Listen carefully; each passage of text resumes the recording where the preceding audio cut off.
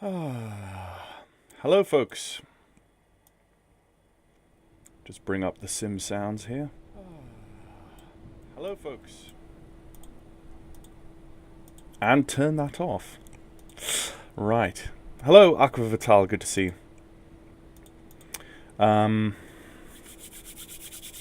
Winter has arrived. Winter has arrived. So folks, welcome to the channel. Today we're going to do an IFR VATSIM flight in a vintage airline on Microsoft Flight Simulator 2020. I will talk about 2024 in cruise, but let's not worry about that right now. Let's actually fly a sim that works today. Right, let's pull up VATSPY and get connected, because I know there are some aircraft on the ground at the moment, so it would be nice to see that. Okay, just doing some quick model match scanning. Over 3,000 models to scan, and it does that quite quickly. Okay, scanned, let's connect, and we are connecting today as Scandinavian 340. Yes. Oh, I put 350, okay. And we are an F28. Connect. And we're going to be inundated with all sorts of engine noises, I'm sure. There you go.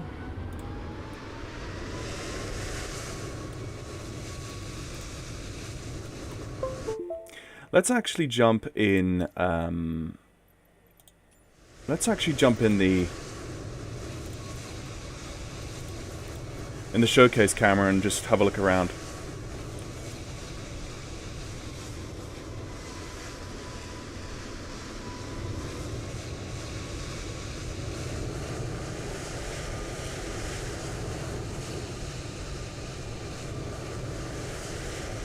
Is that Jet 2?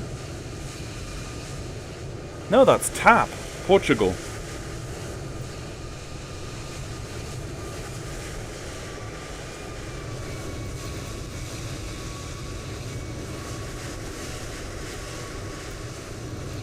Yep. And then we have a Eurowings and some other things.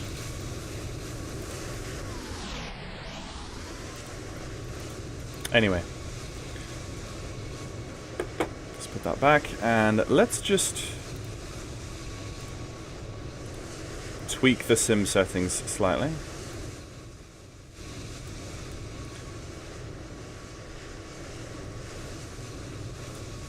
Yeah, let's actually not. Let's leave them as is.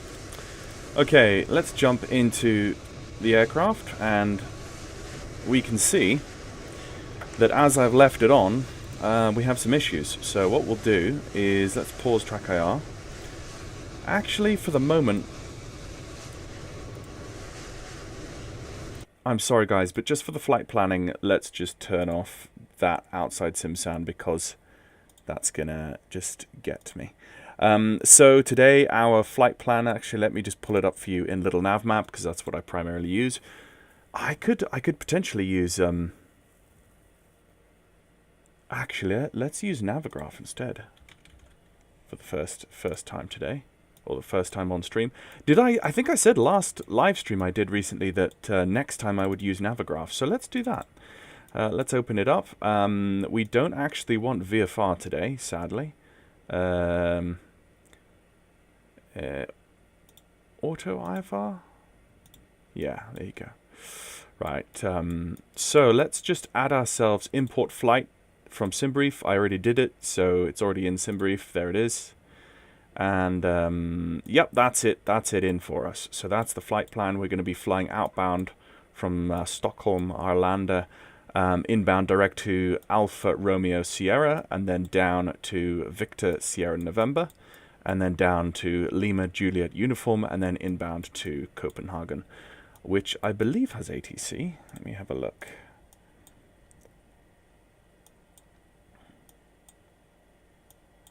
Yes, it does have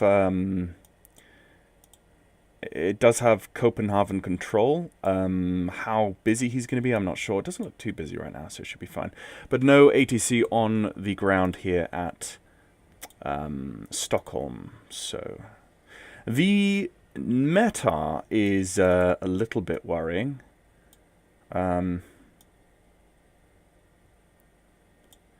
Do I actually want to use this though?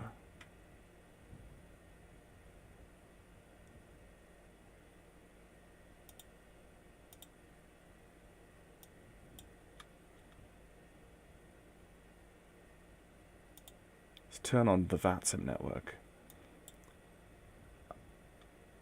I guess so.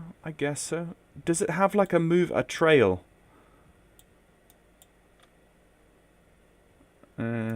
I guess I could use it. I like the vertical profile as well, though. I like the vertical profile on Little Navmap, and I do have VATSIM traffic on Little Navmap. So actually, screw it. I'm just going to go back to Little Navmap because that's what I'm used to, and it's VATSIM. So with just briefing the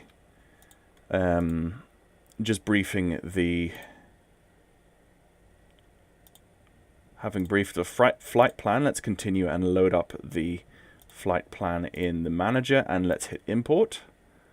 And that brings all our fuel and payload and everything on board. That's even worse until we close the door. So let's actually preemptively close the door because it's cold, and that will help with the noise. And I'm about to sneeze.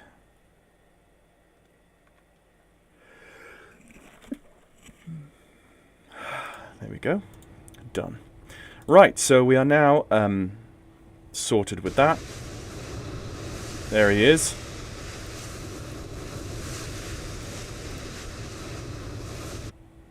So let's first things first. Should we use the checklists? We should. Before starting APU, battery voltage. Check the battery voltage. So we should be on ground power anyway, but let's do the battery voltage. BAT 1 voltage looks a little bit on the low side actually. BAT 2 again on the low side. Maybe it's the temperature. Battery switch is on. It is on indeed. APU fire extinguisher warning test I believe is down here. APU fire extinguisher.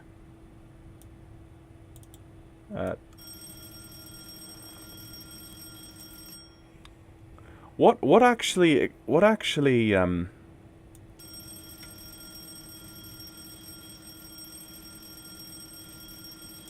it's that central one, the APU fire. Okay, that's tested. That is good. APU main switch can now go on, so let's put the main switch on. And then Gen 3 switch off to reset. Make sure that that's off to reset, which it is. And then the APU air switch, just to ensure that that's off, which it is. That's how I left it when I've shut it down last time. The air conditioning main switch is one on and one off, like so. That is correct. Okay, the starting APU. Let's press the start button. That's the start button pressed. And the TGT and RPM rise, check. So we're looking at these two gauges here, and they are both rising. And what you want to see is the TGT will rise up to its peak, and then it will come back down again, which is just about there. That peak is a lot lower than it was the other day. This is really interesting. I was flying in North Africa in the F-28 yesterday. I was doing my German Air F-28 1000 leg back from Morocco up to Frankfurt, and it definitely peaked like in the red band and then came back down, but the peak was much lower today, and now of course the two are stabilized, which is good. So APU start button light extinguished after approximately 45% RPM. TGT and RPM stabilized has also been checked. They have now stabilized. So after starting, let's get the Gen 3 switch on, like so, and let's get the master radio switch on as well, which they are both on actually because it's the state saving. So that is that. There's no mention in the checklist yet of turning on the the pressurization, but we'll see as we go. Electrical power, check. Now these are the more obscure checks that I think I feel more comfortable using the interactive checklists, because I can actually click on stuff. So check. Yes, okay, so that's fine. We've got the gens on preemptively. Yeah, so we've and the external power's on, so that's been checked. That's fine. Emergency light switch arm. We can do that. Armed is set. A constant speed drive disconnect. I don't know what that is, but we'll find out. Right, okay, the constant speed drive disconnects are closed and guards wired. Engine panel check. Let's check the engine panel here. Yeah, so that is off for now, which is where it should be. Bleed air supply panel check. So the bleed air supply, it's all on auto, on or auto, which is fine for the moment. There's no APU air arriving to it yet, but they will hopefully soon. The air conditioning panel needs to be checked. So for the air conditioning panel, yeah, so the APU, like we've just said, it's off. One is off, one is on. That is as it should be. So airfoil anti-icing condition panel check. So for the airfoil, we definitely will need all these on. So let's go on with those two. And the valve shut off or module valve test. I definitely don't want to turn anything off today. So, and we'll put the airfoil anti-icing on the right hand, which calls it normal. So there's that. I'm interested to fly this in proper icing conditions. It's been a long time since I've done so. So, right. So now the meat and potatoes here. We've got the engine anti-icing, which is definitely going to go on. Actually, let's not bother about auto today. Let's just whack it to on. That's done. Pitot heat and vanes. Yes, so they can now go on. We have checked that. Windshield heating panel. So now that we're on, so the left hand is priority, and let's go high, because what is the outside air temperature? It's like -5. Yeah, it's like -5 degrees and snowing, so there is build-up happening outside. So pressurization, that is here. So yeah, cabin pressure is fine. Those guards are, that is closed and wired. So we're going up to 2.2 today. So let's just select 220 on the pressurization for when we need it. And let's check that the fastened seatbelts are on, which they are now. Okay, so that's the overhead panel check. Let's check the glare shield. So this checklist is just horrendously long. So let's check here. So the navs, let's set both. Both are already on, but let's go to my first VOR, which is 112.8, and let's put that in nav 2, 112.8, and the outbound, the inbound radial to that is 259, which is going to go in this box here.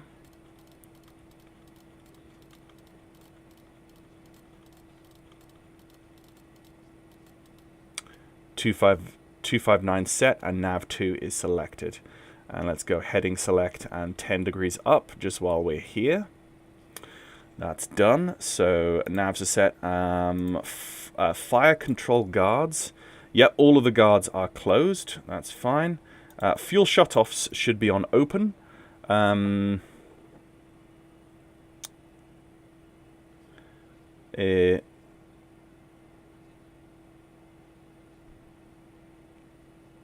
I believe these are the fuel valves. There's no clicker for that, but it says fuel shutoff valves. Fuel shutoff valve indicators need to be on open. I'm assuming it's these ones here, fuel shutoff, yeah. So there's no fuel in the main tank, but the two tanks on either side are on, so that's good. GPW system check. That is... again, there's no actual flashing tooltip for that, so We're taking on. We're doing a normal landing up for DG. Skid control. We will do a skid control check. GPW. So they are both. They are both in normal.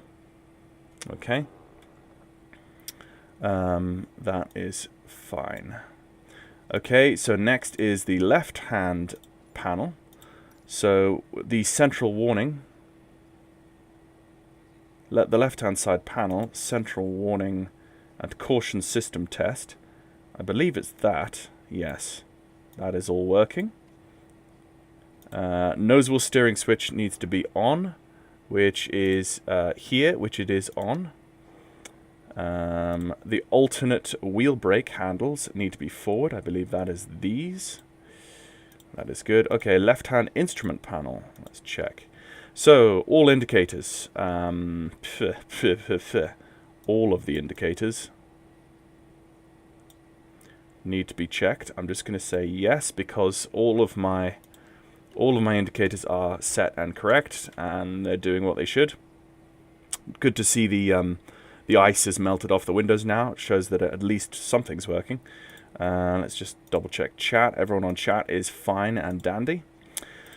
So that's that. The speed attitude command system. Speed attitude command system. Yes, that is this little ditzo here. Let's check that the fast works, which it does.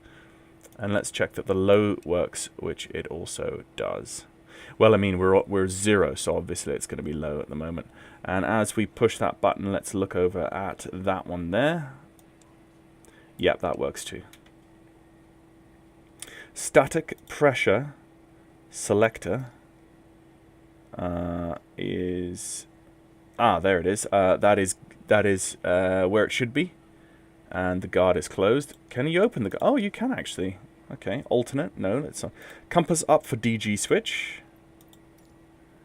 Up for DG is in its correct position. Electric pump switches, guards closed. So the guards are closed on the electric pump switches, that's good. And the skid control, that's when we are going to do the skid control. Let's do that outboard and inboard. Both of them are correct. So that is the left-hand instrument panel check. Let's do the central instrument panel check now. All indicators check. So the central instrument panel, we're basically looking... let's just go here now. We're basically looking at all these central... we could put the weather radar on standby, whatever good that's going to do for us. All of our engine gauges are cold and dark, as they should. The nose trim will set later. Speed brake is in... the hydraulics are actually all dead, apart from... We can see we've got correct hydraulic fluid. But the pressure on the brake and the alternate brake system are low, very low. We could actually bring on the electric pumps for those items, which we might as well do that now. And you can see immediately that the hydraulic pressures are pressurizing to where they should. Yeah, so the hydraulic supply is the next one, which we did just check. The fuel pressure lights should be on, which they are indeed. The fuel pressure... I think it means these. These should be on, but they're not. I don't quite know why. If I go lights on, is this going to give me... No, this isn't going to give me any. The fuel pump lights are on. Maybe those are actually the fuel pressure. I think that's maybe what it's looking at. Fuel filter iced lights. Ooh.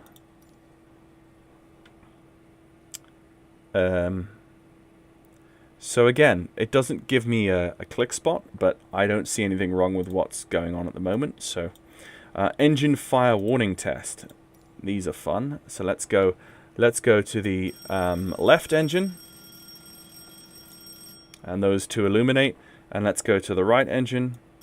Both of those two illuminate. Very good. TVIs test. Okay, so let's test these TVIs. Test them. There's not much to test. I'm just looking at them. They're on 0. I'm going to have to look up at what the TVIs actually are. Central caution lights.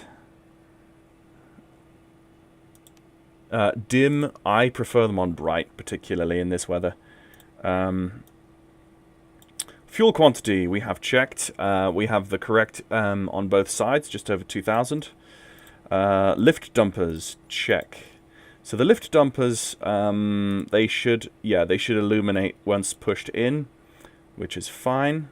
TTC switches are on takeoff, both of them, which is correct. Speed brake, let's check the speed brake, and let's just jump back into the cabin. Well, there's probably no hydraulic pressure in that system for them right now, but yeah, that's okay. So flaps.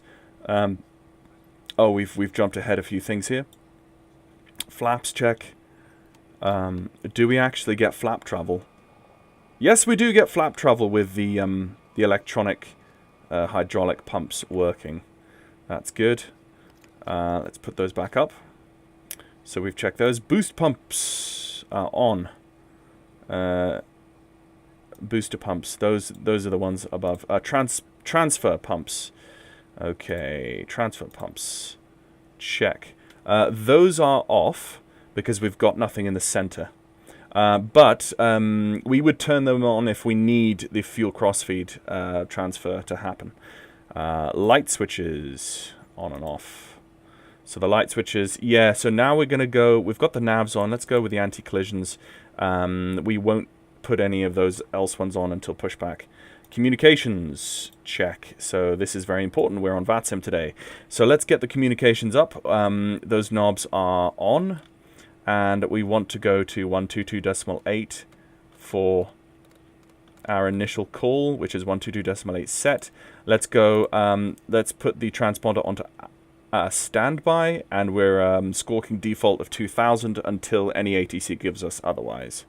So those autopilot check. So with the autopilot, nothing to do here at the moment, but we could put the dampening on, and we got the gust lock on until we get to the hold.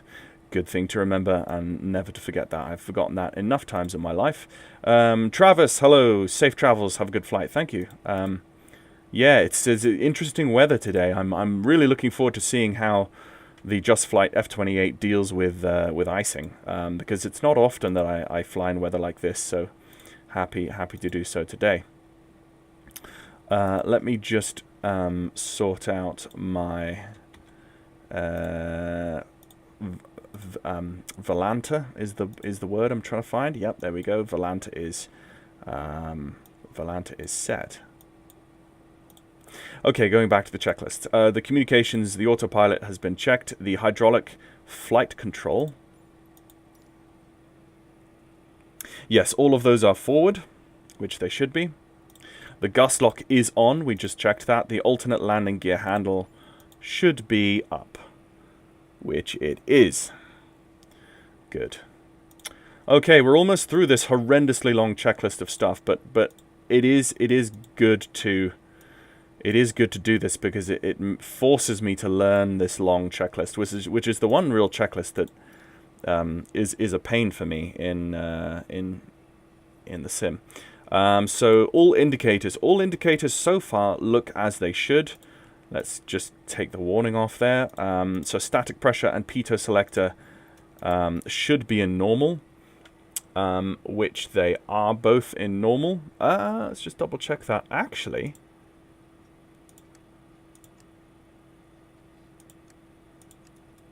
no, I think normal is up. Normal is up. Door lights. The door lights. I don't know where the door lights actually are, but the door is closed.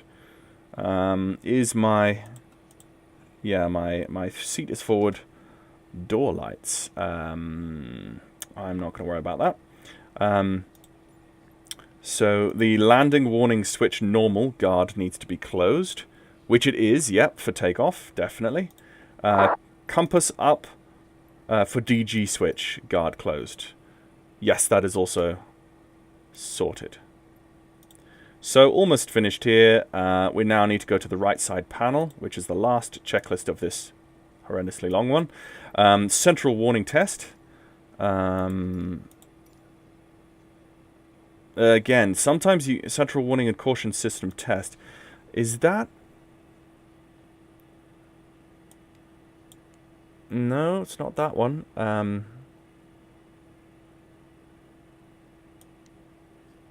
Oh, that's the TVI test. Okay. That's what I should have done earlier. Right. Central corning Washington system test. I'm not seeing...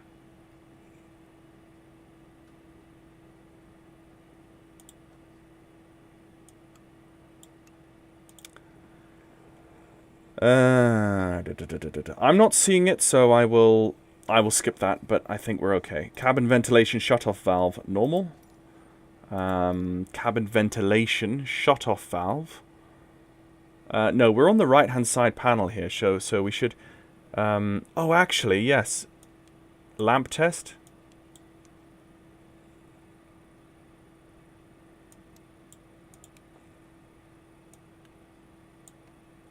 His side works okay. Yeah, I think this is because this is the right hand side panel.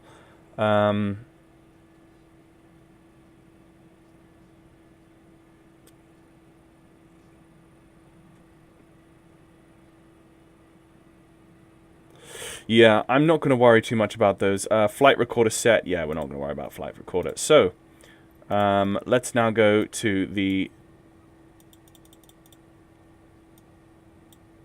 pre-departure check with the APU running. This is the last one before the starting of the engine, so we will make calls on ATC soon and get up in the air. So circuit breakers in. The circuit breakers, I am going to glance at them and say that they are in. Oxygen check. I believe the oxygen is behind. There we go. Yep, seems to be working okay. Got pressure. APU air switch. That is now when we bring on the APU air switch, which is good. Windshield heating low or off? Do you know what? Okay, let's put that on low, since you don't like it on high. But if it starts to accrue, oh my goodness, there's actually someone trying to do a 26 knot crosswind landing at Arlanda. That's gonna be fun. So central warning caution system test again with this test. Central warning and caution system test. I'm just drawing a blank with that one. I'm gonna have to Google that afterwards. Maybe in cruise that's something for me to Google and learn where that is. I feel quite confident with the F-28, but just not confident enough to... I know where the skid control is. We did do that test, which is fine. Engine fire warning test. We've done all these. Engine fire warning. We did those. Fuel consumed indicators set. So the I'm not going to actually touch that because that is...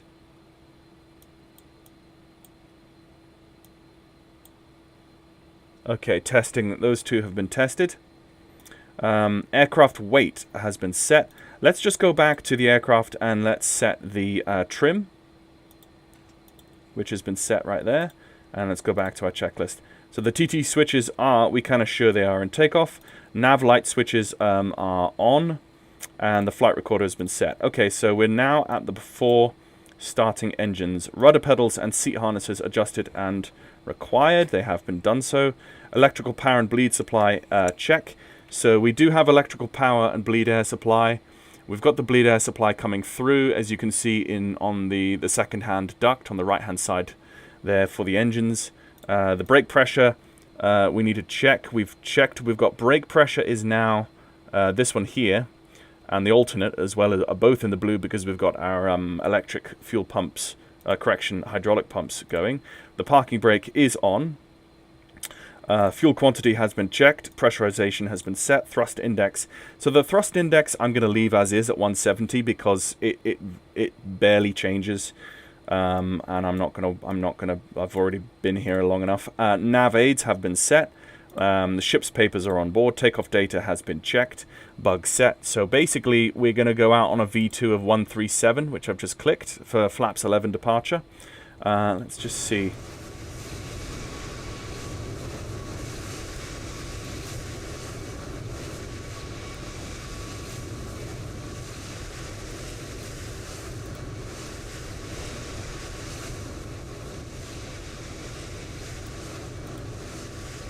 So he managed to land. Well done on him on a 22 knot crosswind runway. That's pretty crazy. Okay, so let's go back up to where we were. Gust lock. When we will not remove the gust lock now until we get to the hold, which is something that I saw the Just Flight dev tutorial show. So windows and doors have been closed, so we are cleared for start. Let's do anti-collision light switch. They're both on. Throttle levers both need to go to idle, which they are. High pressure fuel valve levers are both shut. Booster pump switches are on. And the starter master switch, let's put that on. So now we're ready for the engine start checklist. So at the engine start checklist, let's just pause track IR. Let me just double check. Hello, Marvin. Good to see you. And you, Ian. Good to see you both too. We're just having a nice chill day, a very chill day in Scandinavia. So we're going to get some icing today. So going to look at VATSIM, we still are in Unicom conditions. So 122.8 and there is no ATC online. So we're just going to basically call our pushback from gate 40. We're going to do it pushback and engine start gate 40. So let me go back. So yes, let's get ready to do that. So ice detected. Let's make sure that we have the ground power can now come off because the APU is on. So now we're running on the APU, and let's take the chocks out. So let me just write down my call sign so that I don't forget it this flight. Our call sign today is Scandinavian 350, and we're going from gate 40. Stockholm traffic, Scandinavian 350 is pushing and starting gate 40, Stockholm traffic. Okay, so the anti-collision light is on, the navs are on, so let's get pushback. And we're going to do pushback Scandinavian, and it's going to be, let's say, icing vehicles are coming now. Let's say yes. This is the perfect opportunity to have some de-icing. And while we're de-icing, let's just have a look at chat and see. Whoa, snowy, there's my next destination. Yeah, I know. Let's just have a look at Meta while these guys come up. We are snowing at -5, 19 to 29 knots, which is actually going to be a really fun exercise for my app that I got the other day, Real Turb Cat Areas Global. So that's going to be fun. And we've got 4.8 kilometers visibility. Ceiling is 2,300. We've got broken 2,300 and a few at 1,400 with a QNH of 0980. Is ready for treatment. Okay. I'm just gonna go with fluid type 1 because I don't know what I'm doing. And yeah. We begin treatment now and observe fluid type 1. Concentration at 75%. I will call you back when ready. Cool. Looks like I'll be getting GSX instead of Microsoft Flight Simulator 2024 after all. Yeah.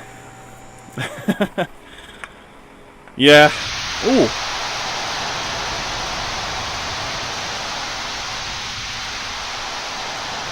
Yo, that's loud. Sorry, guys. Let's just turn that down. Usually you would taxi to a certain position on the airfield to get this done.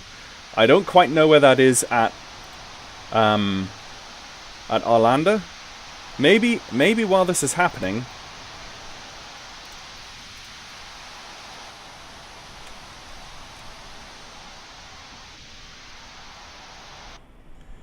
Does there look like a spot that's designated for de-icing treatment? Not really.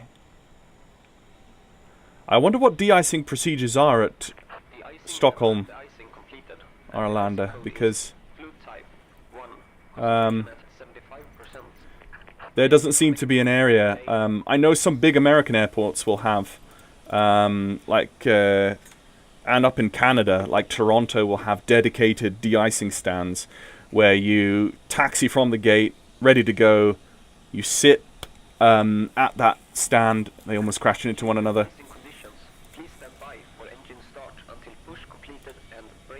Okay, sure. I'll do that. They're getting ready for the push and start. The F-28 is a wonderful aircraft. It's criminally underrated, in my honest opinion. I completely agree. I've got the Hush kit on, actually, on this version. This aircraft is an absolute gem. An absolute gem. And I cannot wait for the F-70 and F-100, which is the more modernized version of this. And also, I can't wait for the Just Flight A300 with the INS. Those will probably come in 2024, but of course, I think, honestly, give ourselves a week or two and 2024 will be solid. They'll have sorted out their server issues.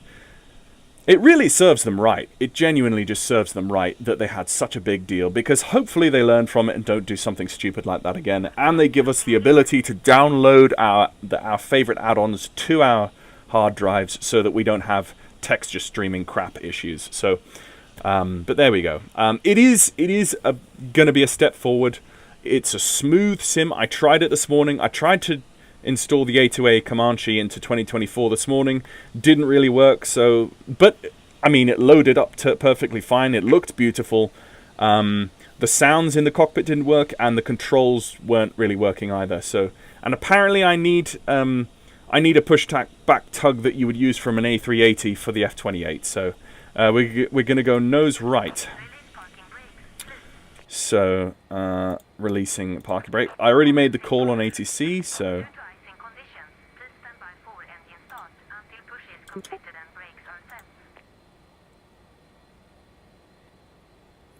Okay, so let's wait for the push and wait to be disconnected from the tug before we do our engine start on the apron.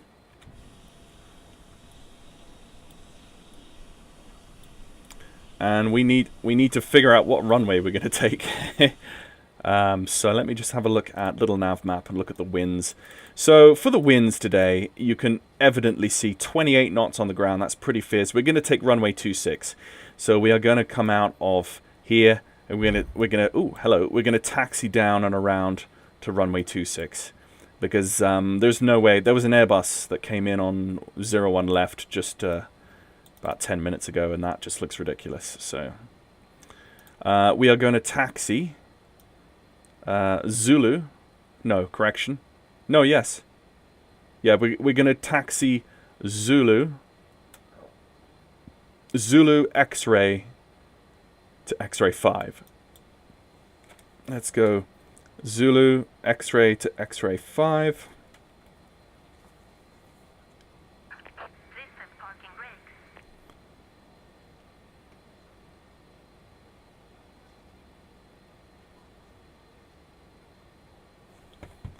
Right.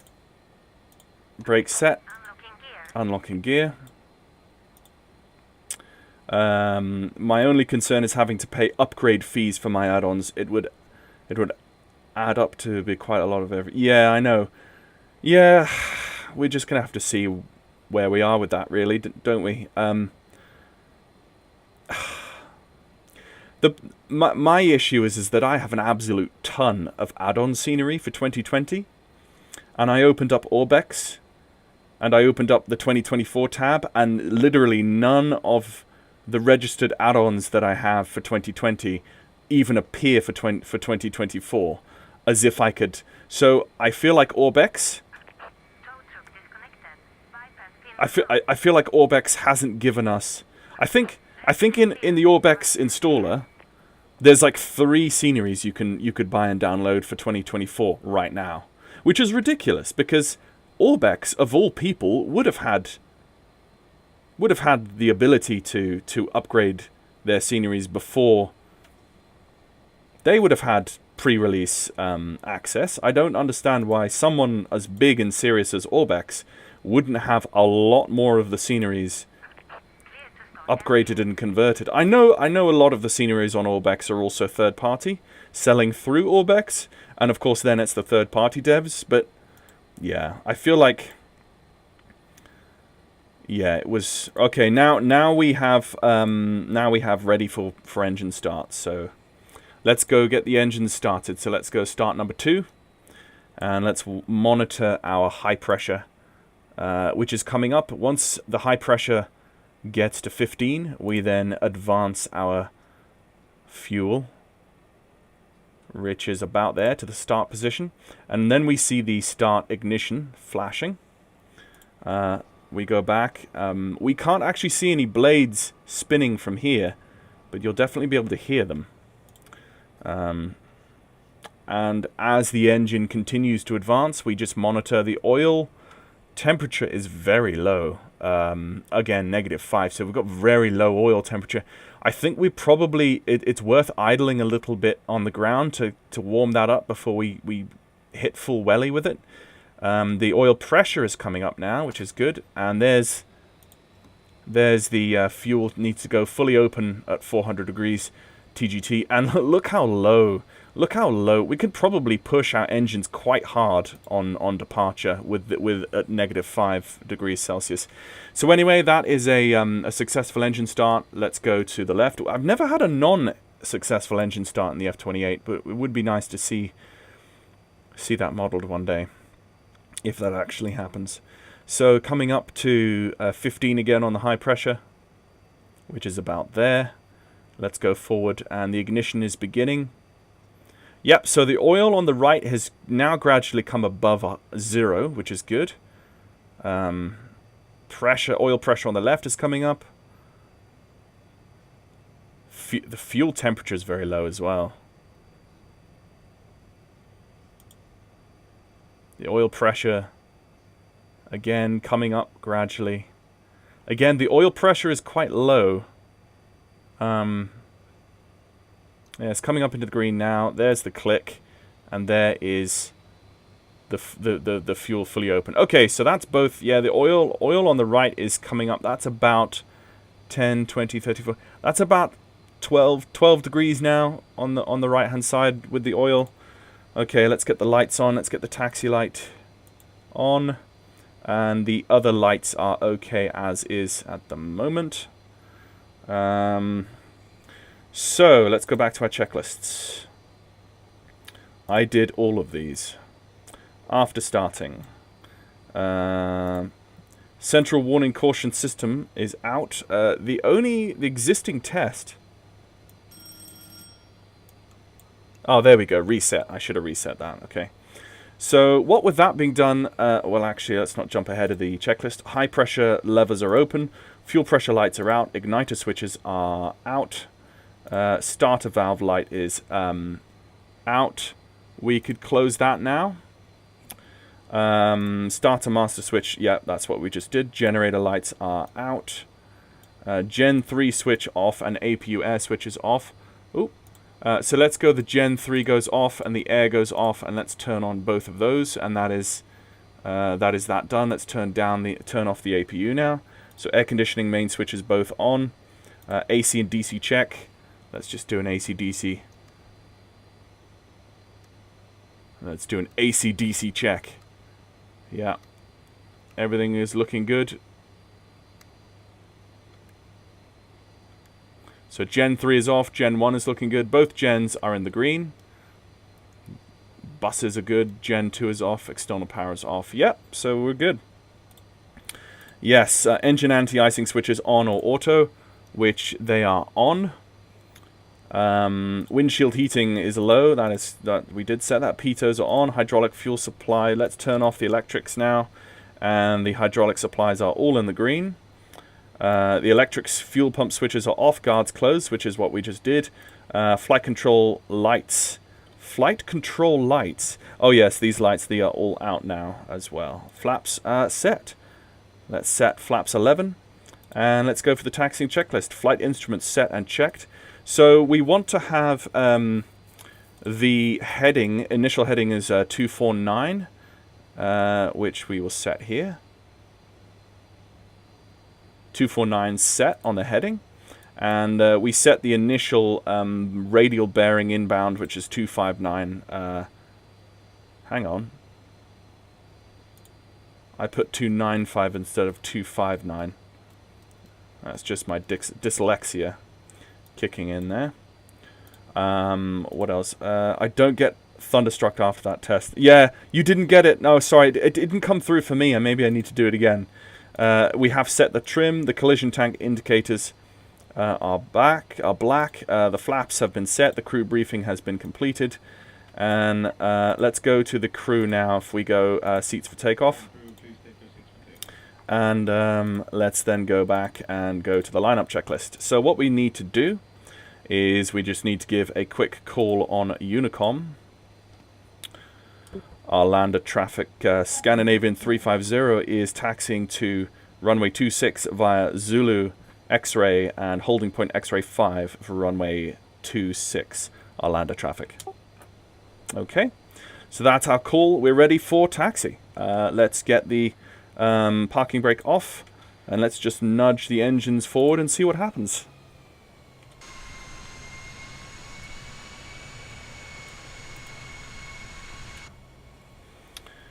Very good. So let's look at the. We've got a fairly long taxi. A little bit of a lag spike there.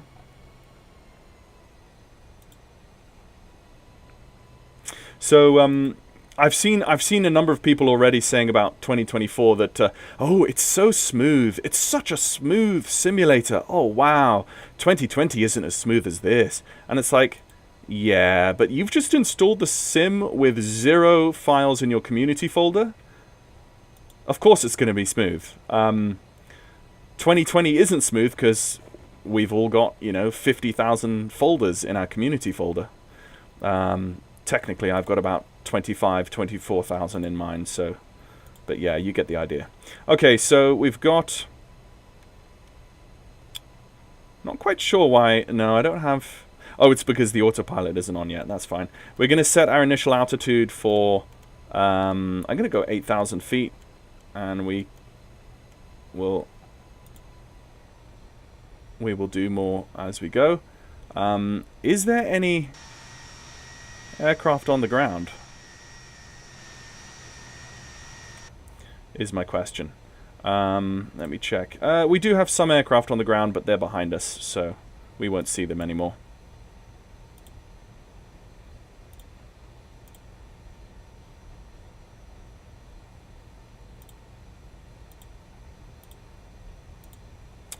Okay.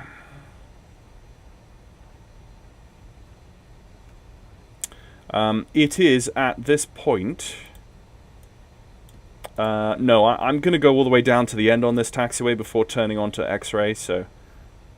because if anyone wants to... I mean, it's good practice. If anyone wants to land on 26, which I don't blame them, they would be taxiing off towards me on these high-speed exits, so...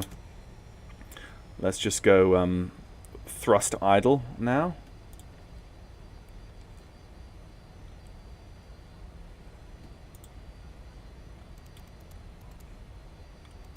Some more lights on. Let's just double check. Yeah, everything is good. Everything's set up as it should be.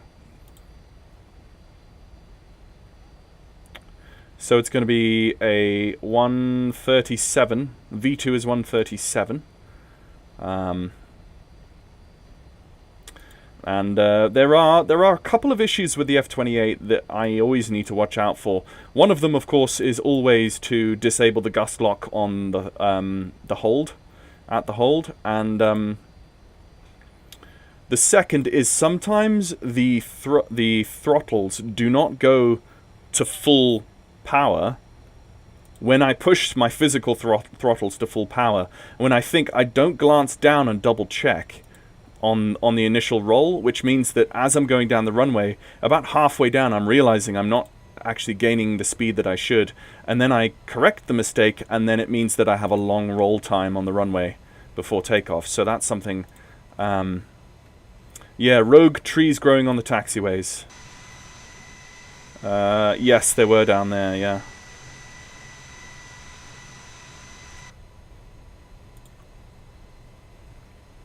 I wonder what the... I'll have a look in cruise what the actual weather is in Copenhagen.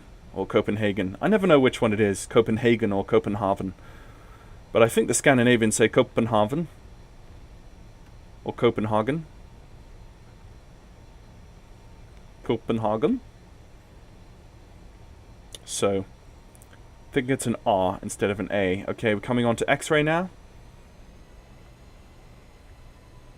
Love the taxiing dynamics of the F-28. This aircraft is probably the best aircraft in Microsoft Flight Simulator 2020 for its taxiing. It feels really, really solid. And when I say really, really solid, the nose wheel, many add-ons, guys. This is one of these things I'm going to be looking at in 2024 as well. But many add-ons. When the nose wheel gear turns, it doesn't correspond with the nose wheel gear on the pavement. If I'm trying to explain, if I turn the nose wheel gear, the nose wheel gear would turn, but then the aircraft will continue going straight and it will begin to curve. But the curve of the aircraft in the turn does not correspond with the angle of the nose gear physically on the aircraft, if that makes sense. But with this aircraft it does, because, well, it just does because it's well done. Got some old Madogs. That's not a Madog behind there. What's that? Is that a Caravel? Yeah, that's a Caravel. What's that doing there? Two of them. I wonder if that's a... Oh, I'm not paying attention to... Yeah, it almost seems to skid, exactly. But if I deflect... Look, this is me deflecting my rudders full right and full left. And you see how the nose gear is not going to its full position because the aircraft knows that it can't do that. I guess it just... Why does this look a lot more like a crosswind to me than it... Why is the snow blowing in a crosswind configuration? Oh, crap, it's because the wind is moving. It's because the wind is actually turning. Yeah. The wind is now actually coming, it's swinging around into the north. Which is interesting. So we're at runway 26. Let's just stop here. Let's just stop here and check VATSIM. Nobody is on the approach on VATSIM, so we are clear to go. So we're just going to call it. Arlanda traffic, Scandinavian 350 is lining up runway 26, Arlanda traffic. Okay, as we go over the threshold, let's get the lights on. And let's get the strobe on as well. That's all set. And remember... Gust lock removed and the yaw dampening is engaged.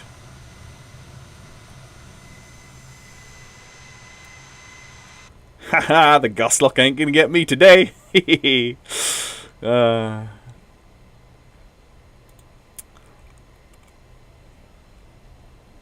who laughs while flying the F-28 is a foolish man. Right, okay, we're ready to go.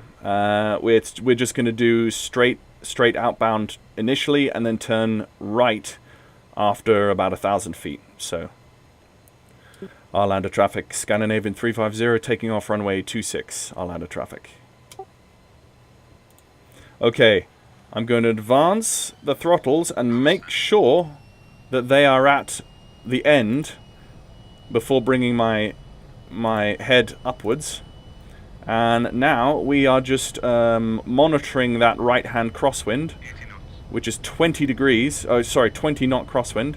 That's airspeed alive up through 100 knots, 120, and that is V2. Rotating.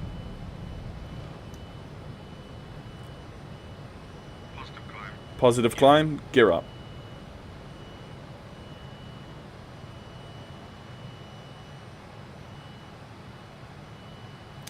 We're just going to reduce throttles. Actually, we're not going to reduce throttles. Let's get the...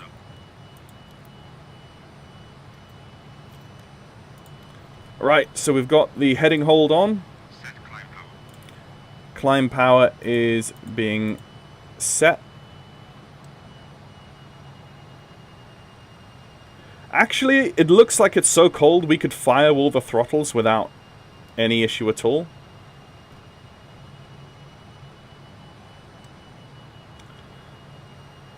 But something in me just doesn't like that idea, so I'm not going to do that. Right, nose down to gain some speed here.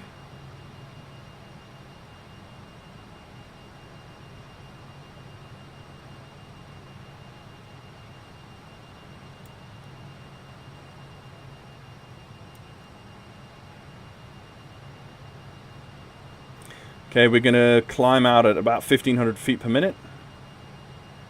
There we go. And let's turn to intercept the radial. Actually, we could pick up the radial now, so let's go beam. And VOR lock. Yep, so we've engaged the radial already. Let's get the lights off now. Set. Lights are set. And we should have put the weather radar on already, but we didn't. So here we are coming through the clouds. So yeah, sorry, forgot about that. And after takeoff, landing gear is up, flaps are up, lift dampers are in, RPM, TGT, and TTC have all been checked. The RPM is okay. I mean, our engines are cold. Our engines are objectively cold right now. Landing and flare light out, switches off and retract. Engine anti-icing is on or auto. Pressurization has been set, and no smoking seatbelts are on. Okay. Yeah. Okay, pressurization is happening, and pressurization altitude has been set. Okay, so we are tracking inbound 31.2 nautical miles to Alpha Romeo Sierra. And apparently it's still green down there. I don't know why. And it looks also like my terrain has automatically turned itself off, because apparently the servers don't work. Surprise, surprise. Not too worried about that, though. Oh, I shouldn't be doing this on VATSIM. Duh. Sorry. Okay, but at least this is not in controlled airspace. But actually, that was stupid of me to do that while connected to VATSIM. Let's just double check what VATSIM's doing. Yeah, I have taken off, but thankfully I'm not doing that in the middle of a controlled zone, because that's stupid. And now, of course, it's going to take oh no, it's going to take like 5 minutes to get through this menu now. Like I say, my internet's fine. I'm live streaming to you guys perfectly fine, 1440p at 60 frames a second. Do I have any dropped frames? 0 dropped frames since starting to live stream. And apparently I started live streaming an hour ago already. Goodness me.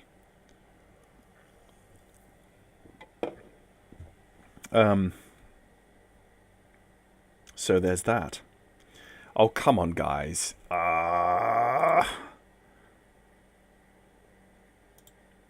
In 2020, Ans. I hope not. I very rarely have 2020 crashes. I have very long load times sometimes like this, where it's just...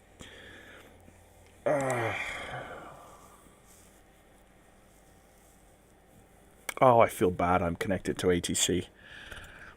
Oh, I should be Squawk Mode Charlie now anyway. Let's just turn that on. Oh, come on. I don't want to deal with that.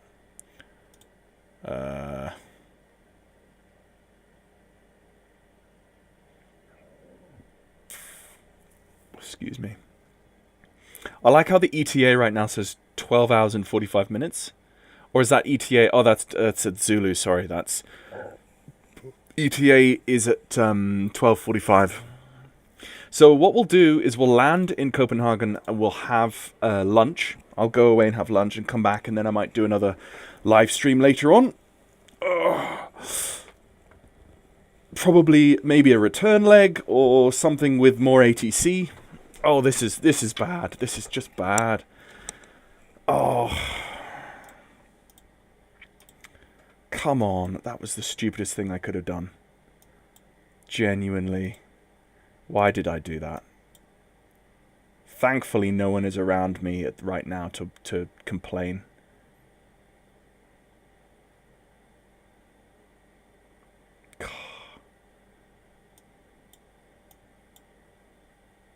It's really stupid. What it's going to do, it's going to sit there and think for ages, and then it's going to eventually realize that it can't do what I want it to, and then it will go back to offline terrain mode. I've never had it crash here, so I'm not going to touch it. Oh, that's so stupid of me. Why? Yeah, there you go. Okay, go back, resume. There we go. No, I've got terrain now. No, I don't. No, I don't. That's offline terrain.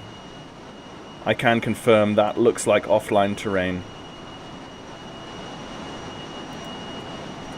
Okay, I'm just not going to worry about that until significantly later. At 7,000 feet, I'm going to continue to nose down because I haven't reached 250 knots yet. And once we hit 250 knots, we can then... oh, hello. There is some turbulence there.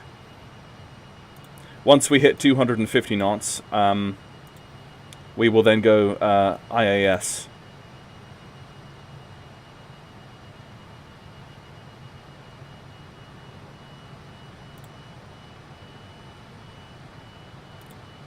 I'm glad we did. We've never really crashed in that situation. Okay, we're almost 250. Let's go IAS. No, why? Why are we not... Why can we not go I... Oh, okay, we're at 8,000. That's what it is.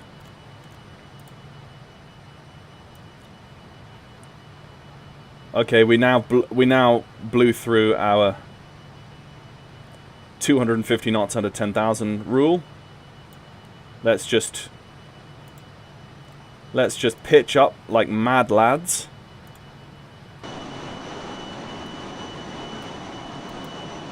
I like this actually. It's quite turbulent up here, and of course we're going to be going through a lot of icing right now. But we've got all our icing systems on and working as they should.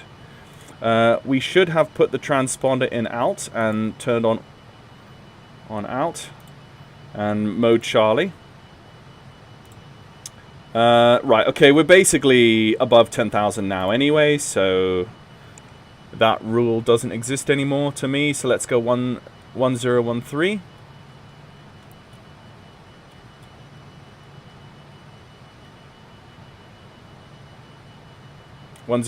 Set and cross-checked.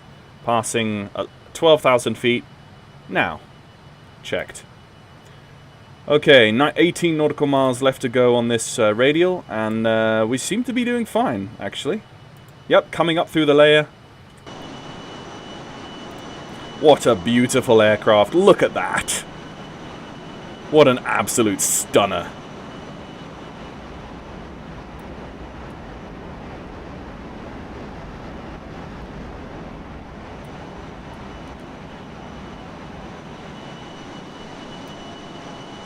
Who cares for the modern liveries? Give me that livery any day. Yeah, seems to be a recurring issue since 2024, sadly. Well, there we go. That's sad, isn't it? But again, Microsoft's fault. We'll just wait and see what they do. Okay, I'm just going to look. The weather in Copenhagen is significantly better. It is actually VFR. There are no clouds, actually, at all. It's 2 degrees, but there is no clouds. I might return to our lander then, actually, after lunch, because We've got some really, okay, let's go back up again. We've got some really good cold weather here. Okay, my cruise was actually, no, my cruise, I was going to cruise at 220. My Simbrief flight plan defaulted to telling me 30. Oh, no, I didn't mean to open DaVinci Resolve. I'm sorry. Hang on. Bear with us all. Since my flight plan says 300, actually, let's just go up to 300 because if my Simbrief fuel load was calculated for 300, I would rather just go up there than sit down. Oh, crap, actually, you know what I didn't do? Lol. I didn't file my flight plan on VATSIM. Right, let's just close that. Didn't want that. File flight plan.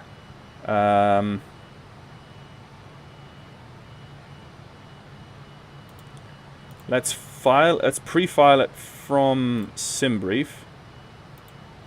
There we go. Equipment is whiskey.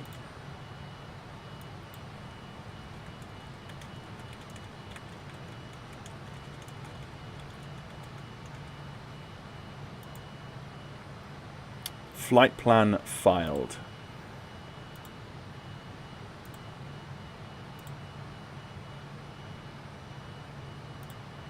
Okay, so let's now pitch down. Let's now pitch down and gain some speed.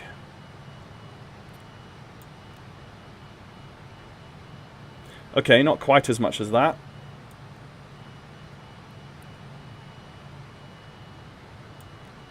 But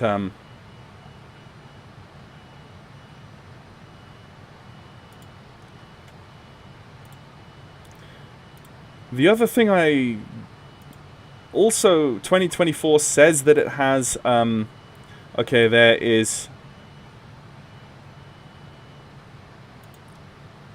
heading 295.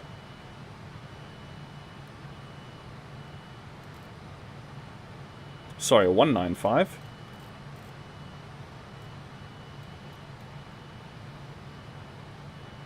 Like so.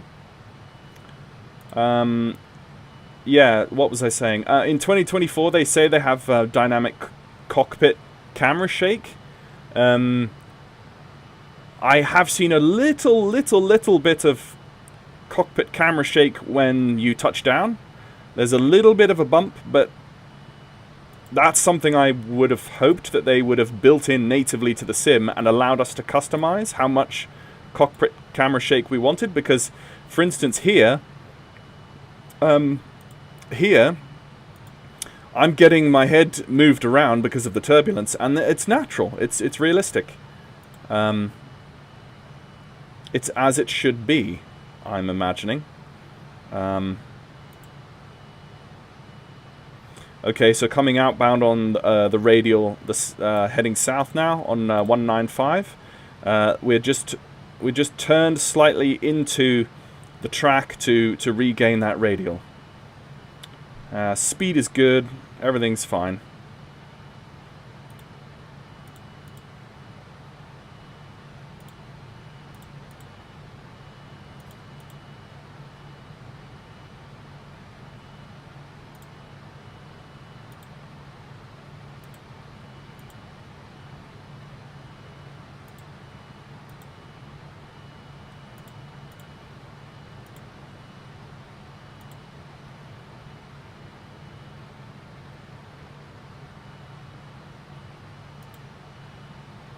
Don't think...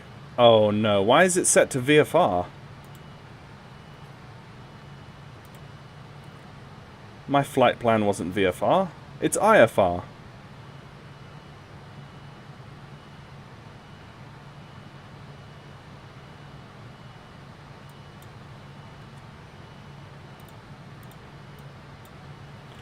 VOR to VOR, and radar vectors, please. No GPS.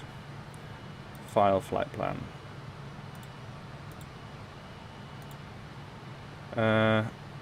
Yeah, I'm not seeing my own flight plan information on VATSIM radar, but hopefully that will come through. Right, okay, let's get onto the radial now. Coming up through 240 at just under 250 knots, which is fine. We've got a tailwind, which is why we're kind of being kicked around a bit. Let's just pause track IR.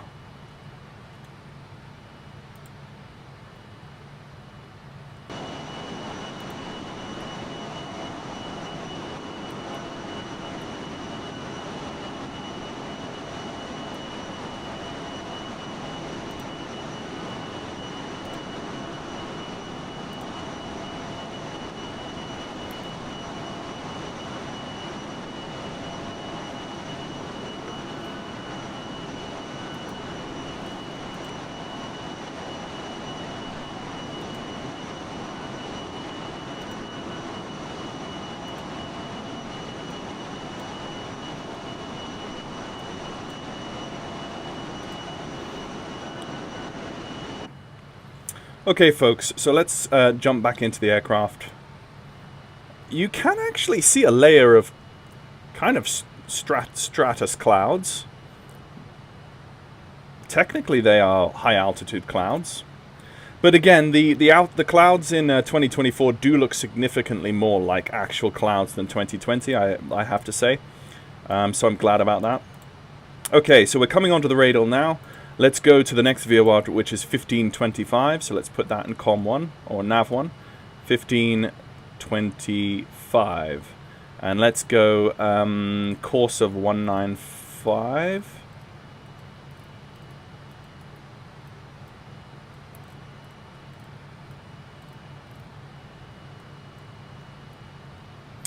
And let's just go roll control. And let's go NAV 1. And let's go beam. There we go. So we're now on NAV 1, tracking inbound to Victor Sierra November. And the next VOR we will need is Lima Juliet Uniform, which is 13.4. So let's pop that in NAV 2. 13.4 set, and that is magnetic of 207 set. Okay, so it's just monitoring coming up to flight level 300. And, yeah.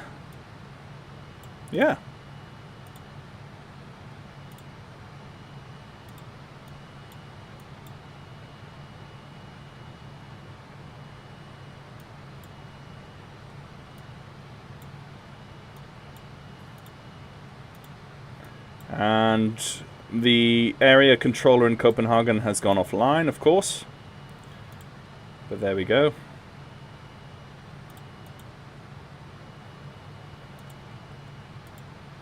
Do you know what would be fun? I did this the other day and it was a lot of fun. Let's see if there are any non-precision approaches in Copenhagen.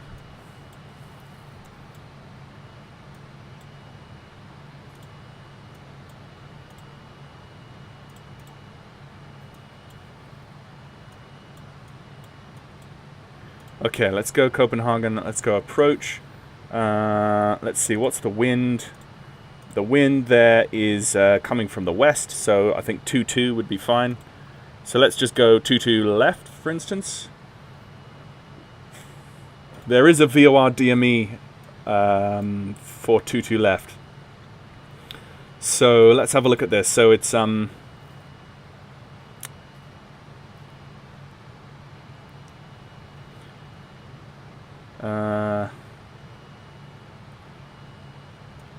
so it's essentially the VOR of 112.5, which is it there on VATSIM? On yes, it.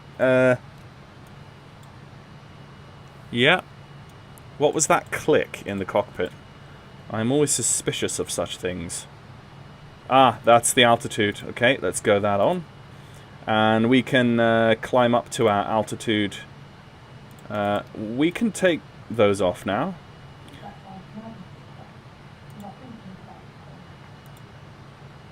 So let's just pause track IR. We do have,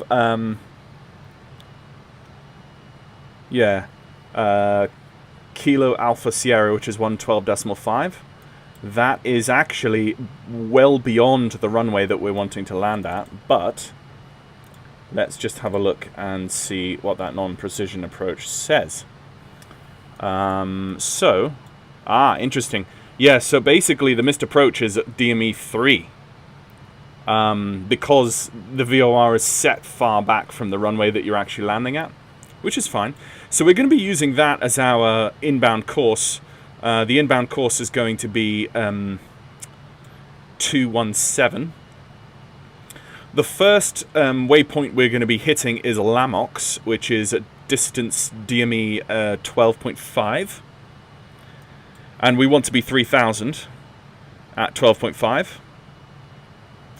And then it's a 2.92 degrees, call it a 3 degrees glide slope down from 12.5 degrees, 12.5 nautical miles.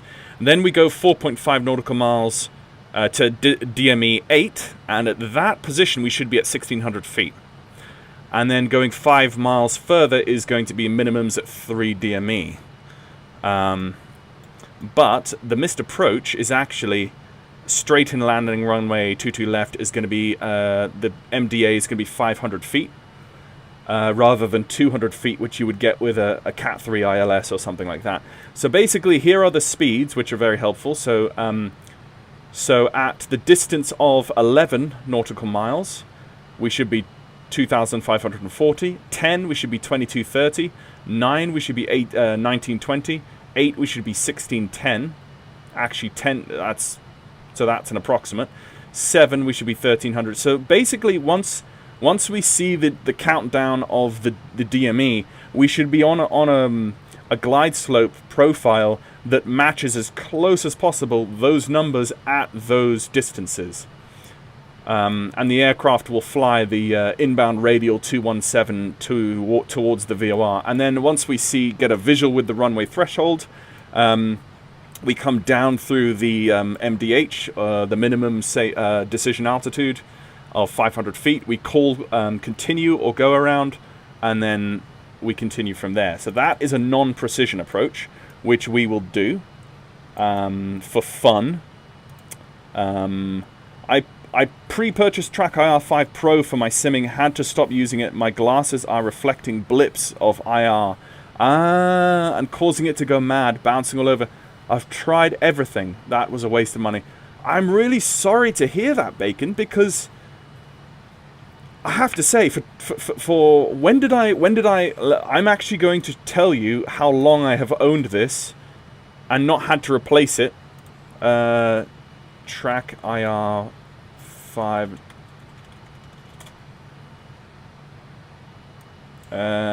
Trying to pull up the email. Here we go.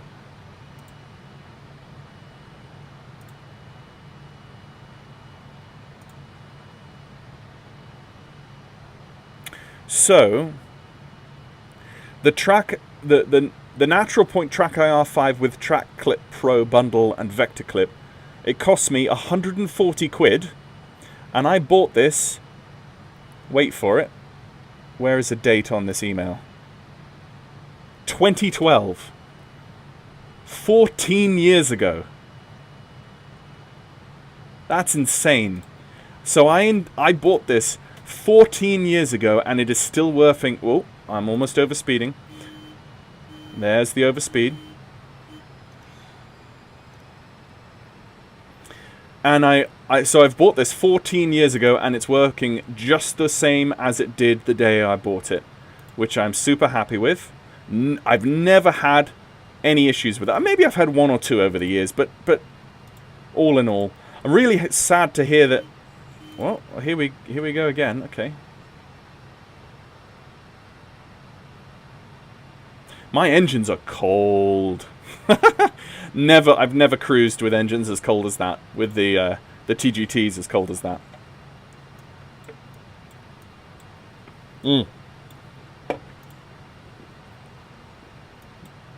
within 10 nautical miles now of our next waypoint. Why, guys? Let's not... Okay, so the next waypoint turn is going to be to the right, to 207. So let's preset that on the heading.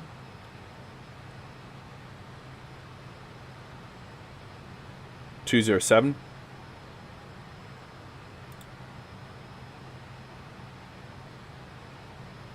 And you see how we don't have the following VOR yet. We've the nav2 needle is not showing any signal.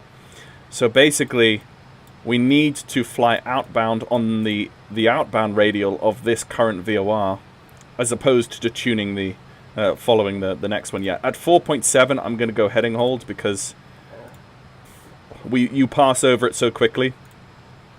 And now the outbound radial is going to be 207.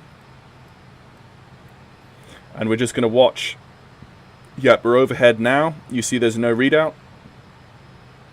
And we're just waiting to come out on the other side to pick up. There we go, 4.5 nautical miles. You can see the radial. That was a pretty smoothly executed transition, I have to say. Some of them are more sloppy than that.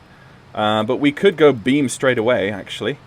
And we're now traveling outbound on that beam. And the aircraft is going to wing wobble a little bit to pick up that new radial and to figure out the frequency. But that's fine. So... still don't see my... I still don't see how my... How is Gothenburg? How is Gothenburg weather doing? Because we could visit Gothenburg. Not been there in a while. -3 degrees and broken at 3,000. But, having said that, is it as bad as Uppsala? Or not Uppsala, it's Stockholm. Not Bromma. We want Arlanda. Yeah, still not as bad as Arlanda, actually. It's still snowing, -5 snowing. So I think we're going to go back there after lunch, if the weather still continues that way. Right, guys, what I'm going to do is I'm going to quickly go use the bathroom. Just pop up the throttle a little bit more than that. Quickly going to go use the bathroom in cruise, and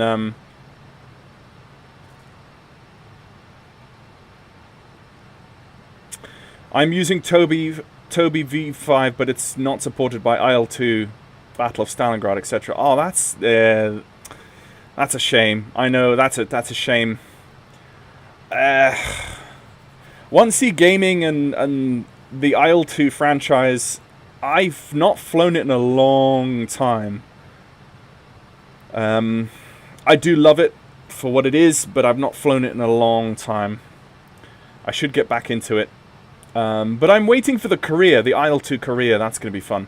Had TrackR ages ago, but stopped using it when I went to VR. Problem is, I need to work out how to get chat in Pixmax. Yeah. All these issues, you know. I always thought for live streaming, I felt like just sticking with TrackIR is fine. So, anyway, guys, I'm going to go use the bathroom and be back before the next waypoint change. So, let me just go... let's just pop that on at the moment. Oh, no! Oh, no, what? What? What just happened?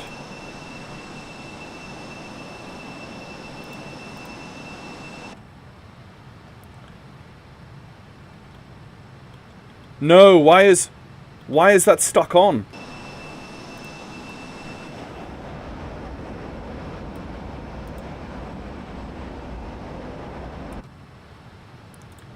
Okay, that's very bad. I've just gone and done something.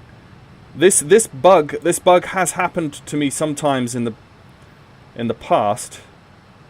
Is it now? No. I literally clicked the T brake button. Okay, you know what? Because there's no ATC online right now, Controls.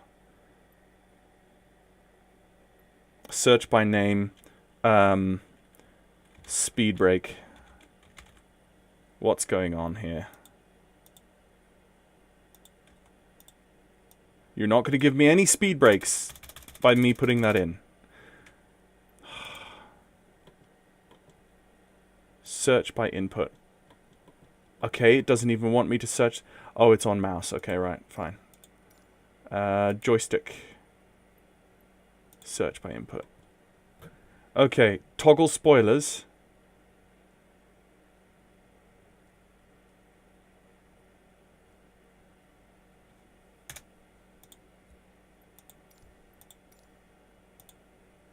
Okay, toggle spoilers is what I need.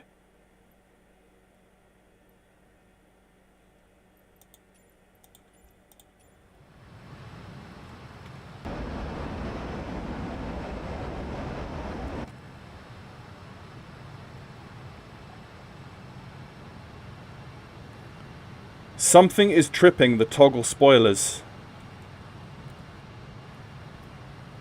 Over and over and over again, and I don't know what it is.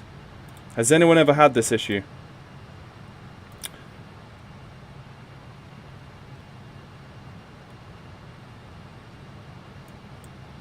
Oh, goodness sake.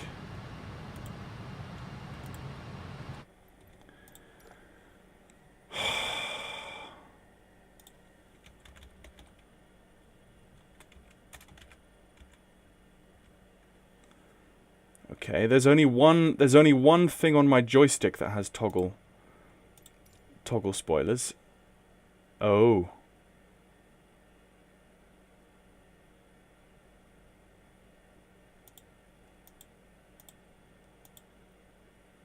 I do have something on clear current input, validate, apply and save, go back, resume, please.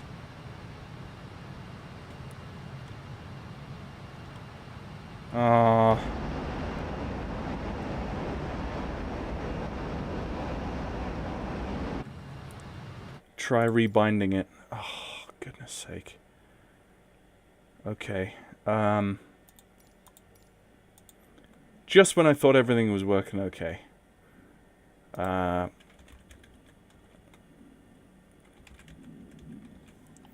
let's rebind that to clear current input. Start scanning. Let's do that. Validate.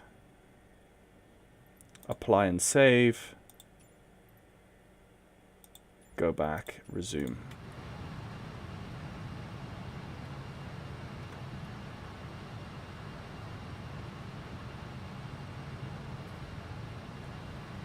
I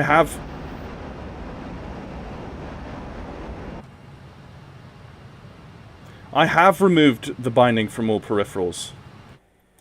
I have removed the binding from all peripherals. Controller. Spoiler. Toggle spoilers is empty. There's no... Okay. On the mouse. Toggle spoilers. There's no toggle spoilers. On the keyboard. Is there any toggle spoilers? There is. There is that. I know that that's the slash button. I'm not touching that button. One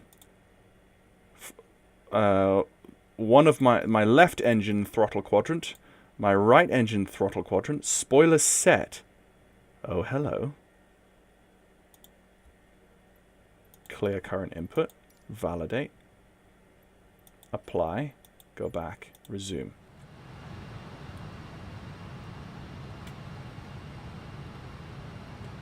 Yes, that was what it was. It was a binding on my throttle quadrant. For some reason, that binding was on my throttle quadrant. That's crazy. Well, good thing I found that we found that one out the hard way. Now my aircraft is a little bit slow in cruise, but hopefully the speed should build back up to its optimum cruise on this thrust setting. So I'm going to go use the bathroom before anything else happens, and I will be back. Actually, I'm glad that I found that, and I heard that noise. I heard the click just before I was going to leave, and I'm glad that happened, or else I would be dead right now. I would have gone use the bathroom and come back and would have been crashed. So what I'm going to do is, what am I trying to do? There's glare on my screen. There we go. Let's put the T on, and I'll be back presently.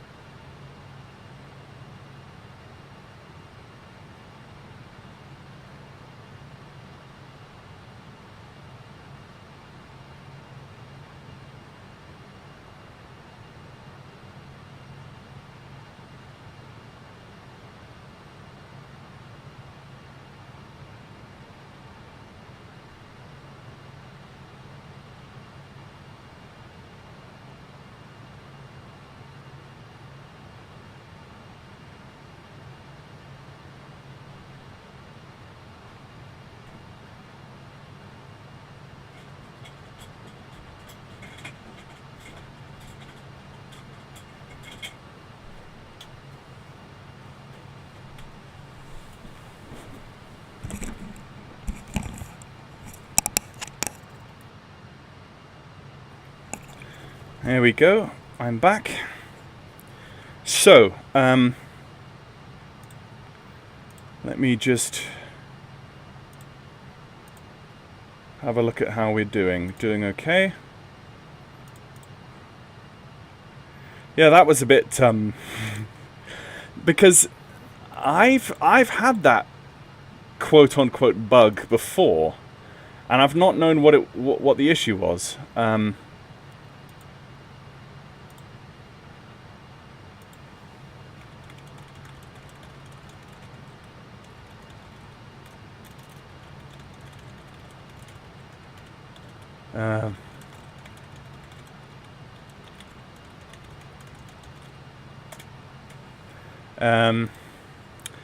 Right, let's have a look at what we're doing here. I've just got to send a quick message here.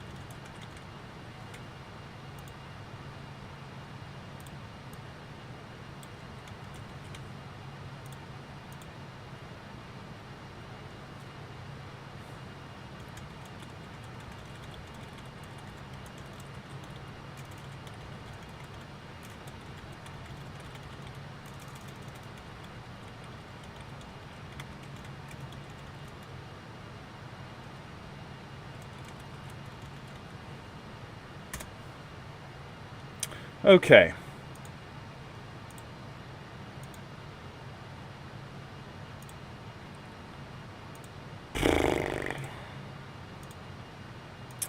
Let's have a look. Doing well. Almost overspeeding again, so let's just pull back. Maybe 90% RPM is probably a sweet spot. Let's just...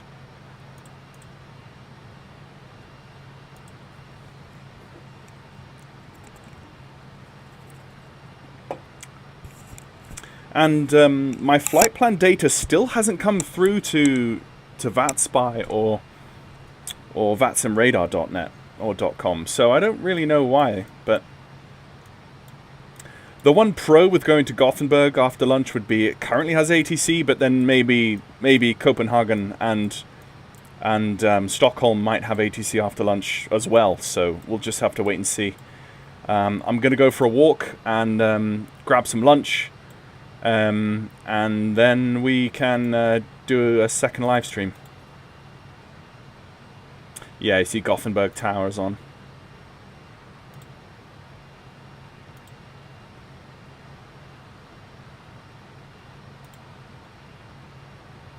-4 degrees in Stockholm now, so it's warming up ever so slightly. But to be fair, with icing conditions, you can get horrendous icing conditions even at 1 degrees or 2 degrees. I mean, because at 3,000 feet, it's still icing, so that's not an issue.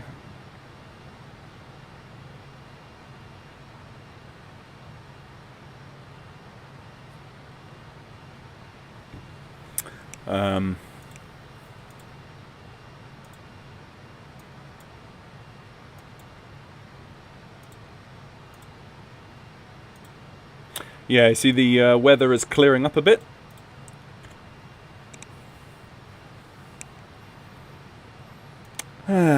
Coming up to the top of descent. Top of descent for this profile is yeah.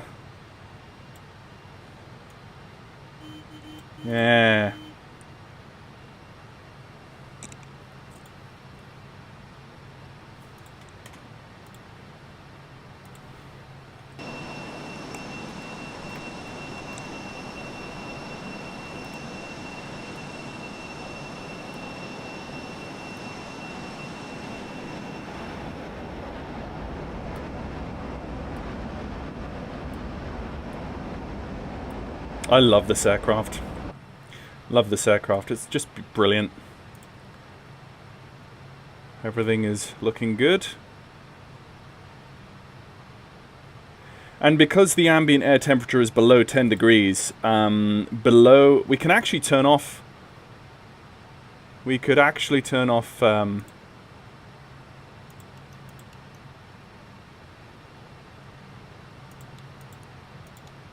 go to auto. Leave that on low. We could turn that off now because we're above any visible precipitation. But as we descend below 10,000 feet, we need to put them back on because the ambient air temperature below 10,000 is still... I know, it's so cute. It's like, neat, neat, neat, neat, neat. And whenever you're just on the overspeed, it's like, neat, neat, neat, neat, neat, neat, neat.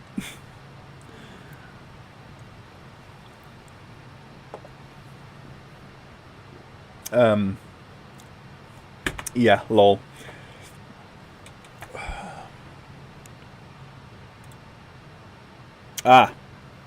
Turn off my tea break.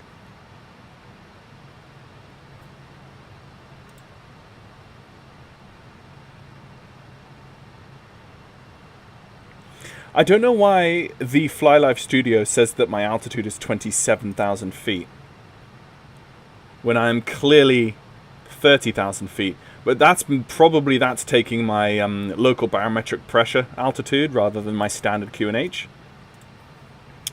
So that's probably crazy. That's how different the local barometric pressure is right now versus standard. That it's saying that I'm at it's saying up where is it, up here, that I'm 27,000 feet, but I'm actually 30,000 feet.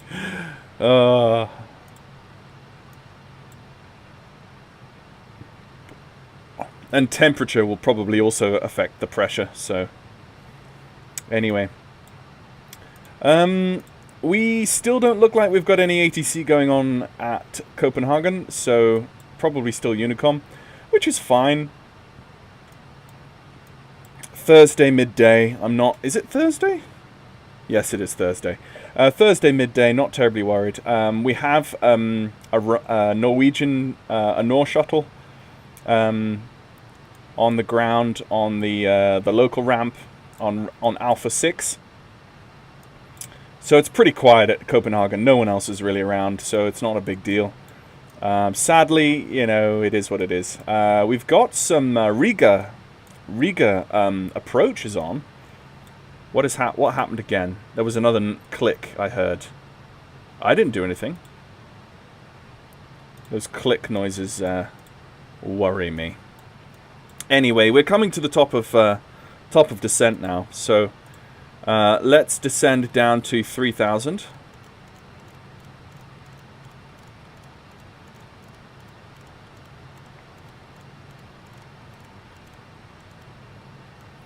Uh, 3,000 set, and we want to set our decision altitude to 500.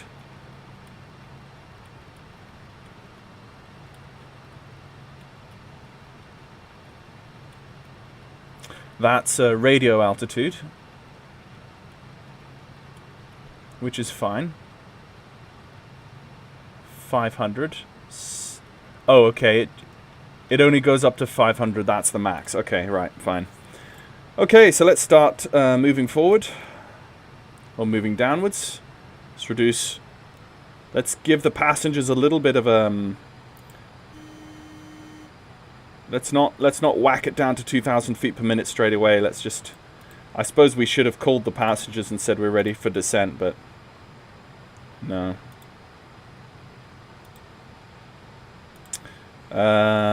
Right, let's go to the descent checklist. Seatbelts on. Let's put those on now. Should have probably put them on before then.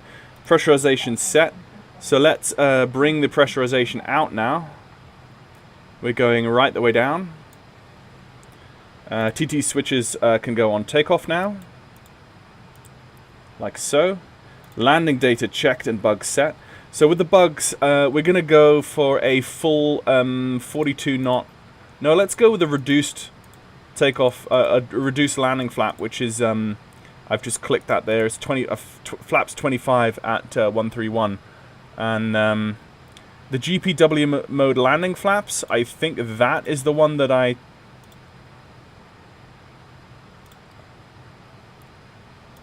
think I inhibit that because my landing flaps will not be full. I always get the GPWS. Oh, that's the test. That's the GPWS test. Okay, that was what I missed on the thing. Okay, so the next. Oh yeah, actually we're now at roll. That's why. That was what that click was. 13.4. Let's go nav 2, and let's go inbound, direct inbound to that new VOR. Right.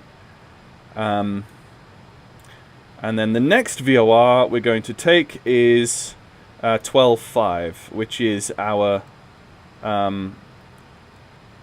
non-precision approach VOR. Let's silence that warning horn and continue down at a bit more of a rate now. So that on nav 1, that should be what was that on? That was 217. So nav 1, that needs to be 217. Set.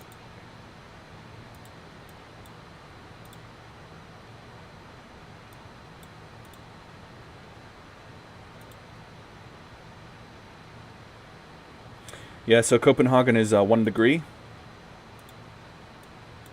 And we will be coming in runway 22 left, which is our non-precision approach. Kastrup.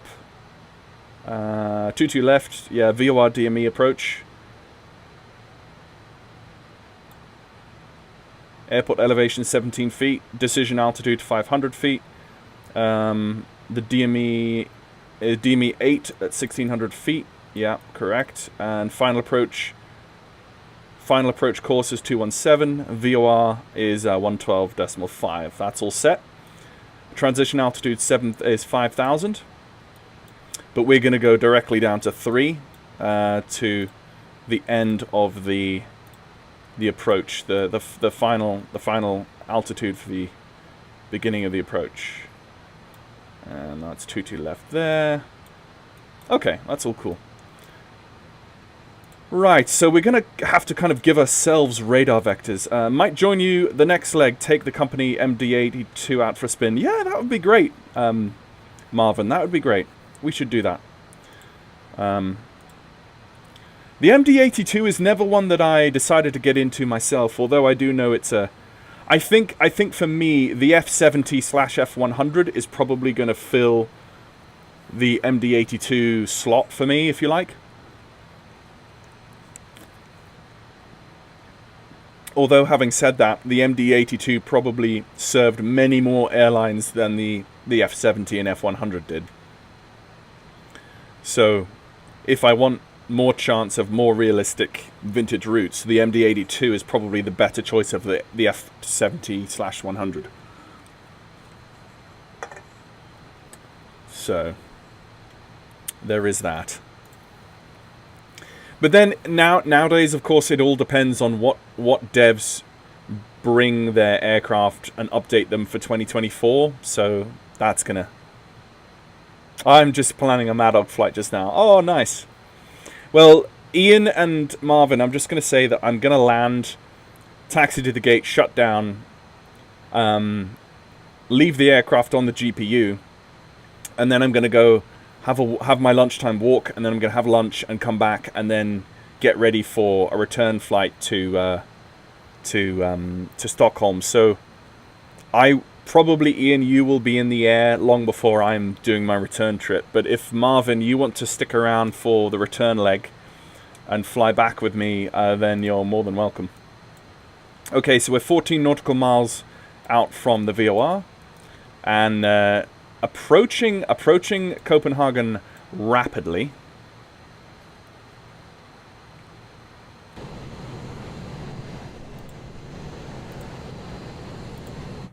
Could I be cheeky and see if I can turn on my data again? Now I'm in the descent. Apply and save. Is it going to work this time? Oh, it looks like it actually is. That might be nice.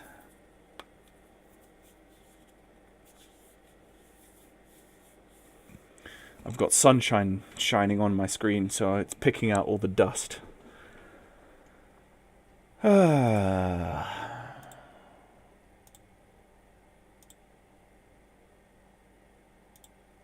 Things you should never do on VATSIM.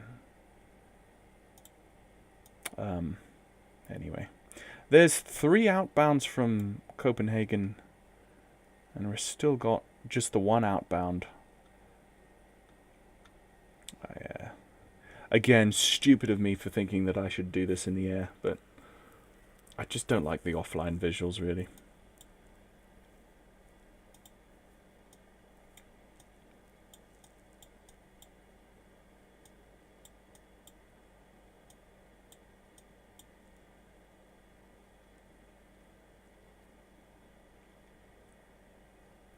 So after this VOR, we will go radar vectors, because we would assume from probably that point Copenhagen approach or radar, Kastrup radar would probably would take us up from probably there onwards, and we would actually go radar vectors. So we're just going to radar vector from that VOR to roughly this position here, and then line up for the VOR DME approach. Which, to be fair, the VOR DME approach is not horrendously different from the ILS approach. It's just that you're having to do more work. And it's based off solely a VOR, which is great.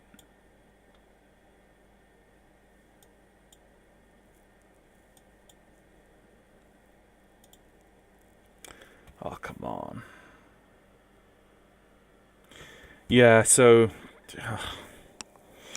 I might do a restart of the sim between the 2 live streams today. I think I might have to do that just to try and restart.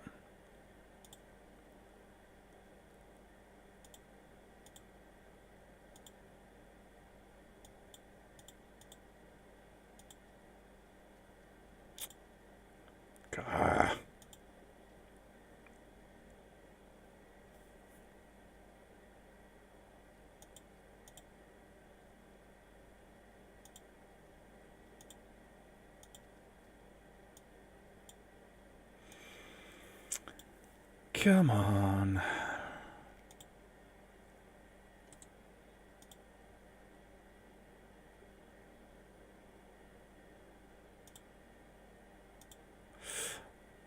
Yeah, so Microsoft Flight Simulator 2024, it is amazing when it works, and I think it will be an amazing sim platform. It's just, I feel like, I don't know about the world we live in today. I feel like the world we live in today, people just love complaining.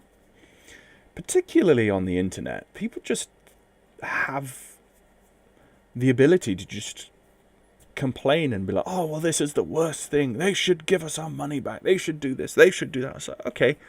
They made a genuine miscalculation with how many people were going to try and install and start the sim. And they made some stupid mistakes with trying to launch it to everyone in the world all at the same time. I was a bit surprised by that, actually, when I realized that. I thought, when I initially looked at that that list of time zones when the sim would be launched, I immediately thought, oh, that must mean that they're launching it at a different time in each time zone, right? So that it kind of rolls. There we go. So that it kind of rolls the sim has like a kind of rolling beginning or rolling entry into service. But then I realized later, it's like, oh, actually, no, those time zones all correspond to exactly the same time all over the globe in one go, which I did think about that as, that's a bit weird. Like, that sounds bold. There's one really fun VOR approach I've flown once in Russia. You fly one radial, then switch to another, overfly the field, and then fly a DME arc to final. Goodness me. Wow. Wow, Marvin. That sounds like... I'd like to see a video of you trying to do that. Or maybe you should let me know what the field is and what the approach is, and I will go and see if I can try and fly that for myself, because that does sound fun.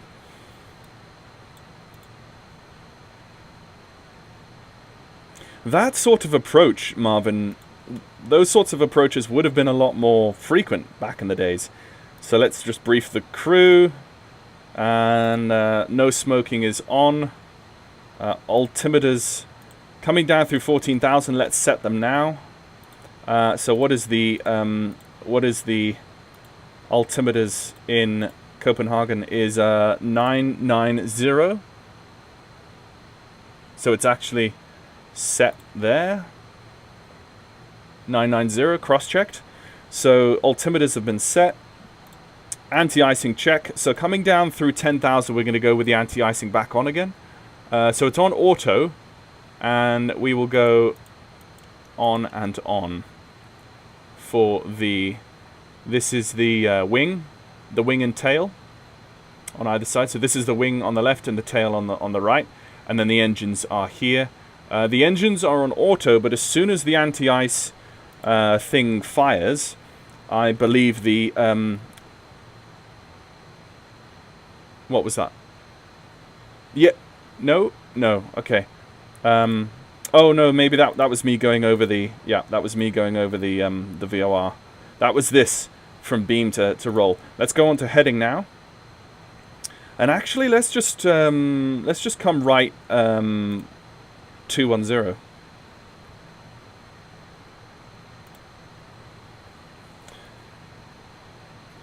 Castrip traffic, Scandinavian 350 is descending through 10,000 feet for the VOR DME approach to runway 22 left. Castrip traffic. Yeah, these servers, yeah, you see, oh, look at that. All of my scenery's just gone... Look. Yeah, it's just going to start loading in the offline stuff again. Yep. Oh, no. Okay, we've reconnected.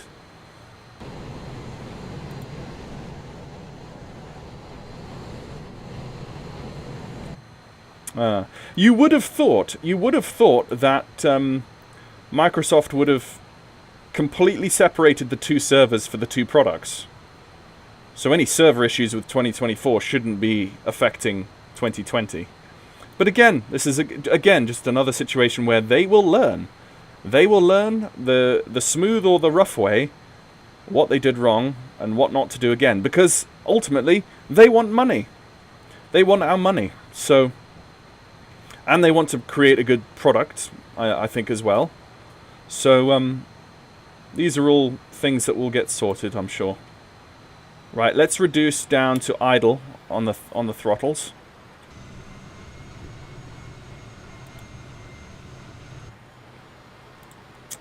And let's start thinking about... Let's go glide slope auto. Actually, no, let's stay at lock VOR because we're doing a non-precision approach. And what we want now is nav1. So let's go to nav1. And we've got the ILS, not the ILS, sorry. We've got the radial for the non-precision approach is in. And it's giving us a DME as well of 22 nautical miles. So essentially now we need to be 3,000 feet for 12.5. Alright, okay, so it has gone back to the offline mode. Screw it. We're just gonna leave it as is. I'm not gonna pause it again for this approach. And it looks like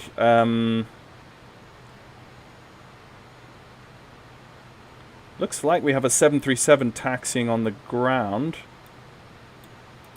where he should not be.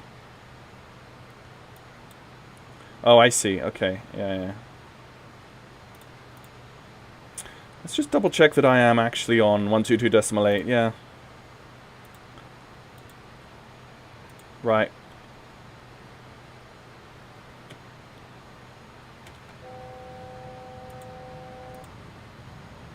I am way too fast. I should have been slowing down already. That was my mistake.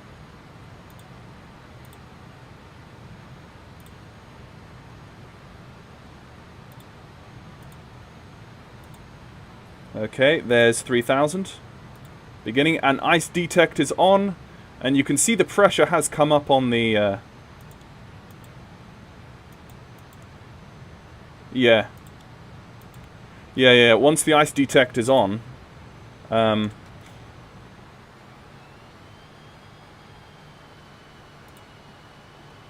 unbound the spoiler from my joystick in that mad hurry to try to save myself, so it's not bound to my joystick anymore.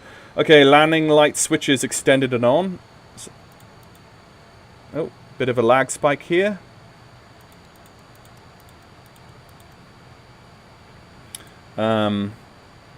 Landing warning and normal or alternate. We're going to put that in alternate because we're going for a flap 25 approach, which I have set. Let's go beam. That is that. Let's do the final. Let's just alert the cabin.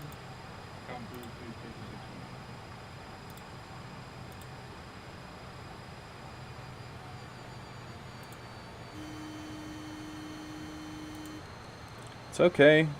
It's okay.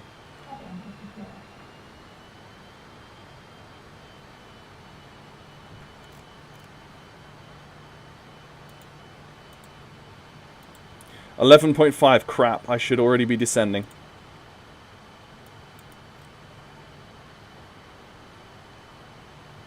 I missed that. Let's go gear down. We're still way too fast. 250.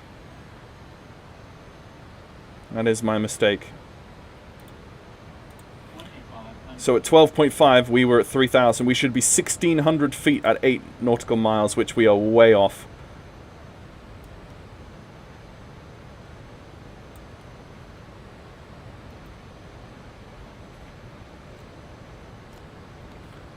Let's just whack in 25 degrees of flaps. And down we come. So we're actually 1,900... We're about 18,500 almost. 8.3, 8.2.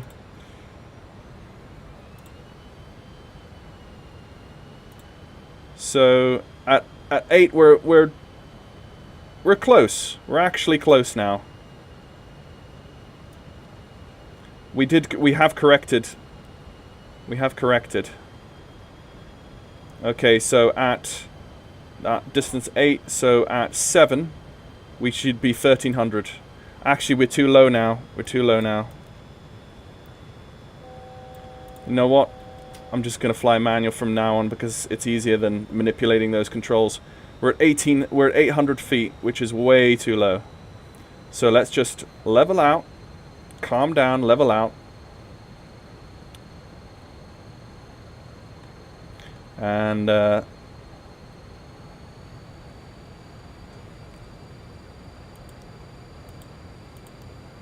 crap, I hate that click spot. Landing at S, good control, breaks through, lift up reserve, flap set. Okay, did that checklist really quick.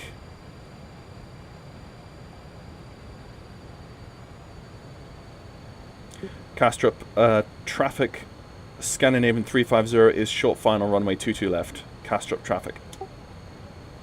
Okay, so 4 nautical miles, well we should be 650.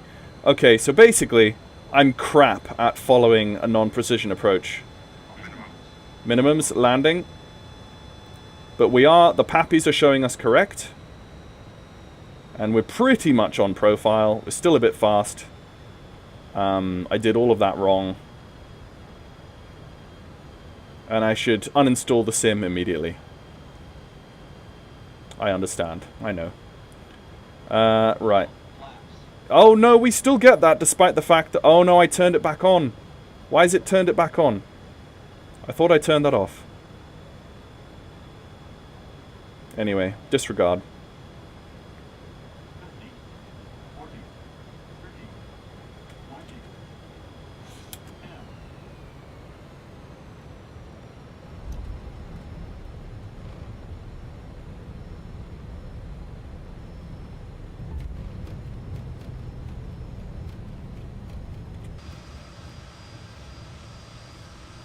All very nice. That touchdown was 182. I'll take it. And I'll also take this next turn off. Let's get the lift dumpers in.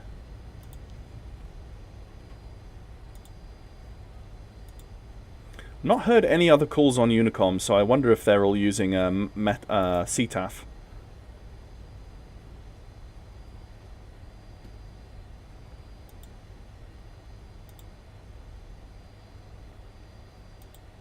Okay.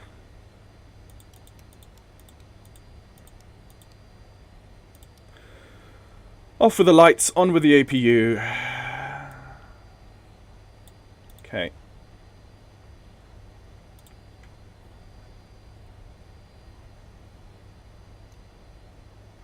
Copenhagen traffic, runway 22 left is vacated.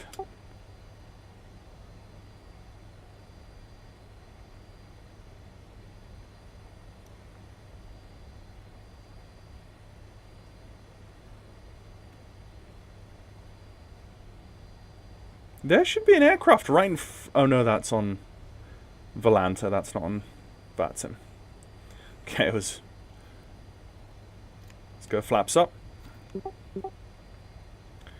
And now let's go on to the gust lock. And I do not like that music, but anyway.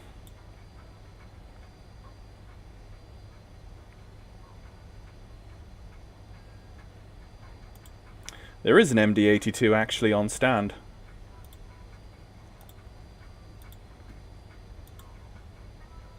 No CTAF in Europe, thankfully, so Unicom is where they should all be.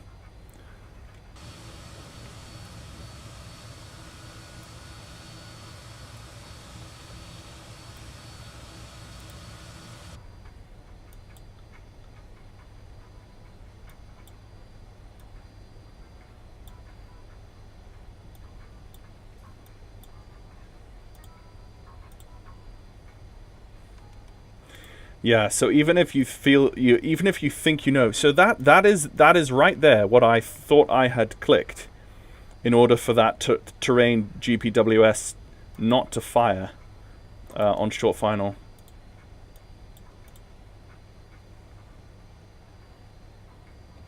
Copenhagen traffic Scandinavian 350 is crossing runway 12 and taxiing to the Sierra ramps. Copenhagen traffic.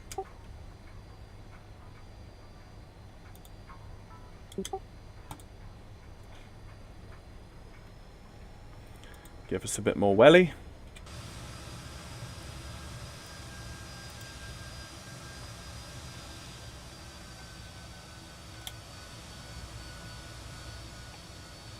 So that there must be the MD-82. Yeah.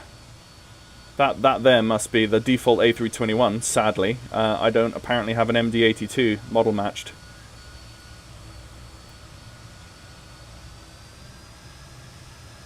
Which is very sad.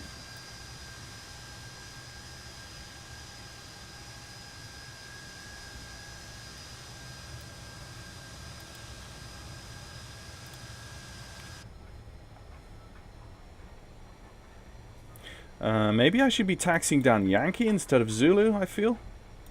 Let's do that instead. Yeah, let's cut in onto Yankee because I see traffic on Volanta coming down towards me.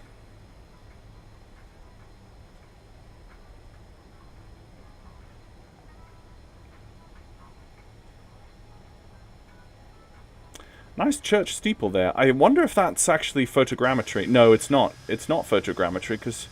Coming in traffic, red nose 3522, pushing start from Charlie 34, facing... I think that's, yeah, Charlie 34. There he is. And I can see the GSX tug is actually pulling the nose of the aircraft up as well, so...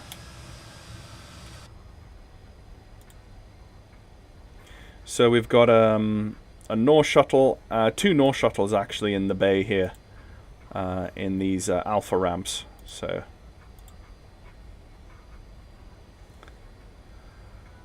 right.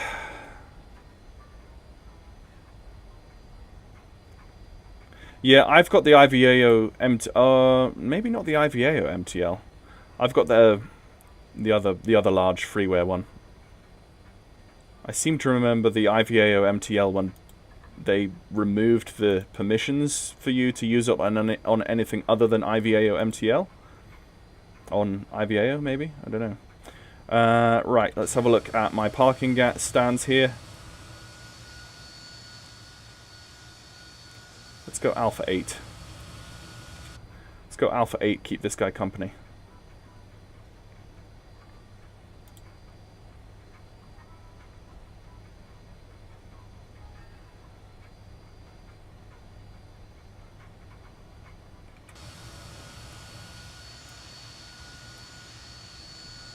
Little bit off, but, you know, whatevs. Okay, on the parking brake. Feet off the rudder pedals, and let's bring the engines down to start. And then let's bring them down to cutoff. I thought I had turned on the... Yes, I did, but I just didn't do that. Right. After landing, APU on, all of that stuff I should have done. See, this is the thing, my strong suit is not doing the checklists, which is stupid because any good pilot should always be following his checklists, particularly if he's flying a commercial airliner. Chocks on, ground power on, PAX door open. And hopefully we might get some... let's just go and turn off that music. Hopefully we might get some ATC on later today. Oh, let's turn off the... Not destroy the ground crew, and I'll leave those... I'll leave the navs on. Okay. And there we go, folks. Let's turn the weather radar off as well. And let's now finally release the cabin crew. And let's turn off these items... like so, and that's fine. Now that we are on that, we can turn this off, like so.